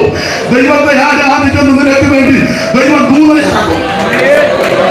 ദൈവത്തെ ആരാധിക്കുന്ന നിനക്ക് വേണ്ടി ദൈവം ദൂതനെ ഇറക്കും, ദൂതനെ ഇറക്കും. ഇവര് ആ ഓർമ്മയുടെ മുകളിൽ ദൈവത്തെ ആരാധിച്ചപ്പോൾ യുദ്ധം ചെയ്തു. ദൈവത്തെ ആരാധിക്കുന്ന നിനക്ക് വേണ്ടി ദൈവം ദൂതനെ ഇറക്കും. അവസാനിപ്പിക്കാം. ദൈവത്തിന് മകൾക്ക് ദൂതനിറങ്ങി പടപൊരുതി. അതുകൊണ്ട് സെബൂലൂനും നഫ്താലിയും സമയം തക്കത്തിൽ ഉപയോഗിച്ചു. ഒത്തിരി വിസ്തരിക്കേണ്ടതാണ്. മാത്രമാണോ ദാവീദ് പെട്ടകം ഇങ്ങോട്ട് കൊണ്ടുവന്നപ്പം മിടുക്കന്മാരും ഉന്നതന്മാരും ഉണ്ട്, അവരെ ആരെയും കണ്ടില്ല. ആ പെട്ടകം കൊണ്ടുവന്നപ്പോൾ നഫ്താലിയും സെബൂലൂനും അതിന് മുമ്പിൽ ദൈവത്തെ ആരാധിക്കാറുണ്ട്. 68-ാം സങ്കീർത്തനം 24 വായിച്ച പെട്ടെന്ന് 68-24. ദൈവമേ അവർ നിന്റെ എഴുന്നള്ളത്ത് കണ്ട് എന്റെ ദൈവമായി രാജാവുമായി എന്റെ വിശുദ്ധ മന്ദിരത്തിനുള്ള എഴുന്നള്ളത്ത് തന്നെ. സംഗീതക്കാർ മുമ്പിൽ നടന്നു, വീണക്കാർ മുമ്പിൽ നടന്നു, തപ്പുകൊണ്ടുന്ന കന്യകമാർ ഇരുപുറവും നടന്നു. അടുത്തത് സഭായോഗങ്ങളുടെ കർത്താവായ ദൈവത്തെ വാഴ്ത്തുവിൻ. അവിടെ അവരുടേതായ ചെറിയ ബെന്യാമീനും പിന്നെ യഹൂദ പ്രഭുക്കന്മാരും സെബൂലൂൻ പ്രഭുക്കന്മാരും അവരുടെ സംഘവും സെബൂലൂൻ പ്രഭുക്കന്മാരും നഫ്താലി പെട്ടകം ഇങ്ങോട്ട് കൊണ്ടുവന്നപ്പോൾ സെബൂലൂനും നഫ്താലിയും പെട്ടകത്തിന്റെ മുമ്പിൽ പാട്ടോടും നൃത്തത്തോടും ദൈവത്തെ ആരാധിക്കാറുണ്ട്. അവര് സ്വർഗം ഇത് കുറിച്ചു വെച്ചു. ഒന്ന് ദാസികടക്കന, ഒന്ന് അനിഷ്ട ലോകാനം ഇകഴ്ത്തി പറയുന്നതാണ്. പക്ഷേ സ്വർഗം കുറിച്ചു വെച്ച് ഒത്തിരി പറയാനുണ്ട്. നിങ്ങൾ തിരുവെടുത്ത് പഠിക്കുമ്പോൾ ഇവർക്ക് ഇവിടുത്തെ സ്ഥലം അത്ര നല്ലതല്ല. അവകാശം ഹീരാമിന് പണ്ട് തടിയൊക്കെ കൊടുത്തു. ശലോമോൻ ഹീരാമിന് കാബൂൾ ദേശം ഇവർക്ക് കൊടുത്തതാ. അതില് ഹീരാമിന് ചോദിച്ച സർവോദരായി തെരഞ്ഞെടുത്തില്ല. കാക്കപ്പട്ടിക്ക് പോലും ശലോമോൻ പേര് നമ്മുടെ മോൻ നല്ല മോന് ആർക്കും വേണ്ടാത്ത സ്ഥലം കൊണ്ടു കൊടുത്തു. ഹീരാമായ സോർരാജാവ്, സോർരാജാക്കന്മാർ ദേശത്തിലെ ധനവാന്മാരാ, കാശുകാരാ. അപ്പൊ സോർരാജാക്കന്മാർക്ക് കാശുണ്ട്, ശലോമോന് ജ്ഞാനമുണ്ട്. പക്ഷെ അപ്പൊ ജ്ഞാനബുദ്ധി കൊണ്ട് കാബൂൾ ദേശം 20 പട്ടണം കൊടുത്തു. ഗുണമുള്ള ഫലമല്ല. എന്നാൽ നിങ്ങൾ തിരുവെടുത്ത് പഠിക്കുമ്പോ ഇവർക്ക് കിട്ടിയ അവകാശമൊക്കെ ഗുണമല്ലെങ്കിലും ഒന്ന് വരെ ദൈവത്തെ ആരാധിക്കാൻ പർവ്വതത്തിലുണ്ട്. 2 പെട്ടകം കൊണ്ടുവന്നപ്പോൾ സർവ്വതും മറന്ന് മുൻപിലുണ്ട്. അതുകൊണ്ട് നിങ്ങള് ദിവസം പഠിക്കുന്നവരെ ലോകരക്ഷകനാകുന്ന യേശു ക്രിസ്തുവിന്റെ കന്നി പ്രസംഗം സെബൂലൂന്റെയും നഫ്താലിയുടെയും ആദരിക. മത്തായി 4:12 മുതൽ താഴോട്ട് വായിച്ചാൽ കാണാം. മർക്കോസിന്റെ സുവിശേഷം 1:14 മുതൽ താഴോട്ട് വായിച്ചാൽ കാണാം. അത് ഗലീലക്കാരാ.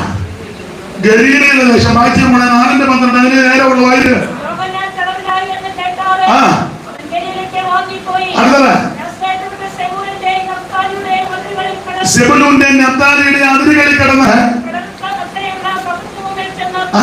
അടുത്തത് സെബൂലൂൻ ദേശവും നഫ്താലി ദേശവും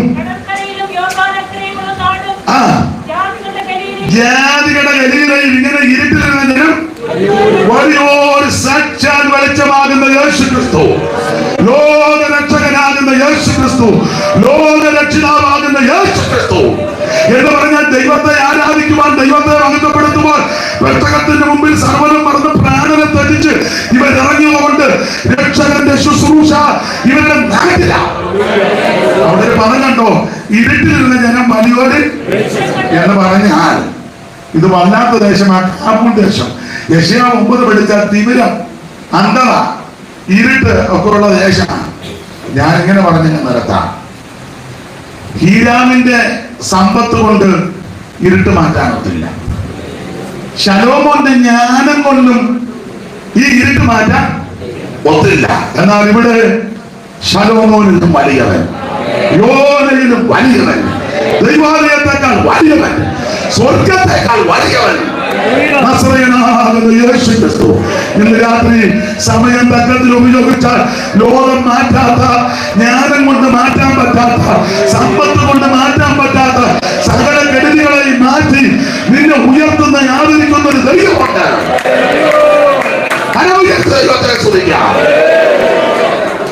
ഇനി ധാരാളം പറഞ്ഞാൽ കൊള്ളാമെന്നുണ്ടെങ്കിലും ഇത്രയും സമയം നിങ്ങളല്ല എന്നെ സഹിച്ച് കേട്ടിരുന്നതിന് ഒത്തിരി നന്ദി. എന്നെ ക്ഷണിച്ചതിന് നന്ദി. നിങ്ങൾ സഹകരിച്ചതിന് നന്ദി. എളിയവരെയും കുടുംബത്തെയും ശുശ്രൂഷകളെ ഓർത്ത് നിങ്ങൾ പ്രാർത്ഥിക്കണമെന്ന് അപേക്ഷിക്കുന്നു. ദൈവത്തിന്റെ വലിയ കൃപ കൊണ്ടും അനേക ദൈവമക്കളെ പ്രാർത്ഥന കൊണ്ടാണ് ഇതുവരെ നിൽക്കുന്നത്. ഇനിയുമെല്ലാം നിങ്ങളുടെ വിലപ്പെട്ട പ്രാർത്ഥന അപേക്ഷിക്കുന്നു. ഓർത്ത് പ്രാർത്ഥിക്കണം. കർത്താവിന്റെ വരവിനായിട്ട് ഞാൻ ദൈവം നിങ്ങളെല്ലാം അനുഗ്രഹിക്കുമാണ്. Thank you.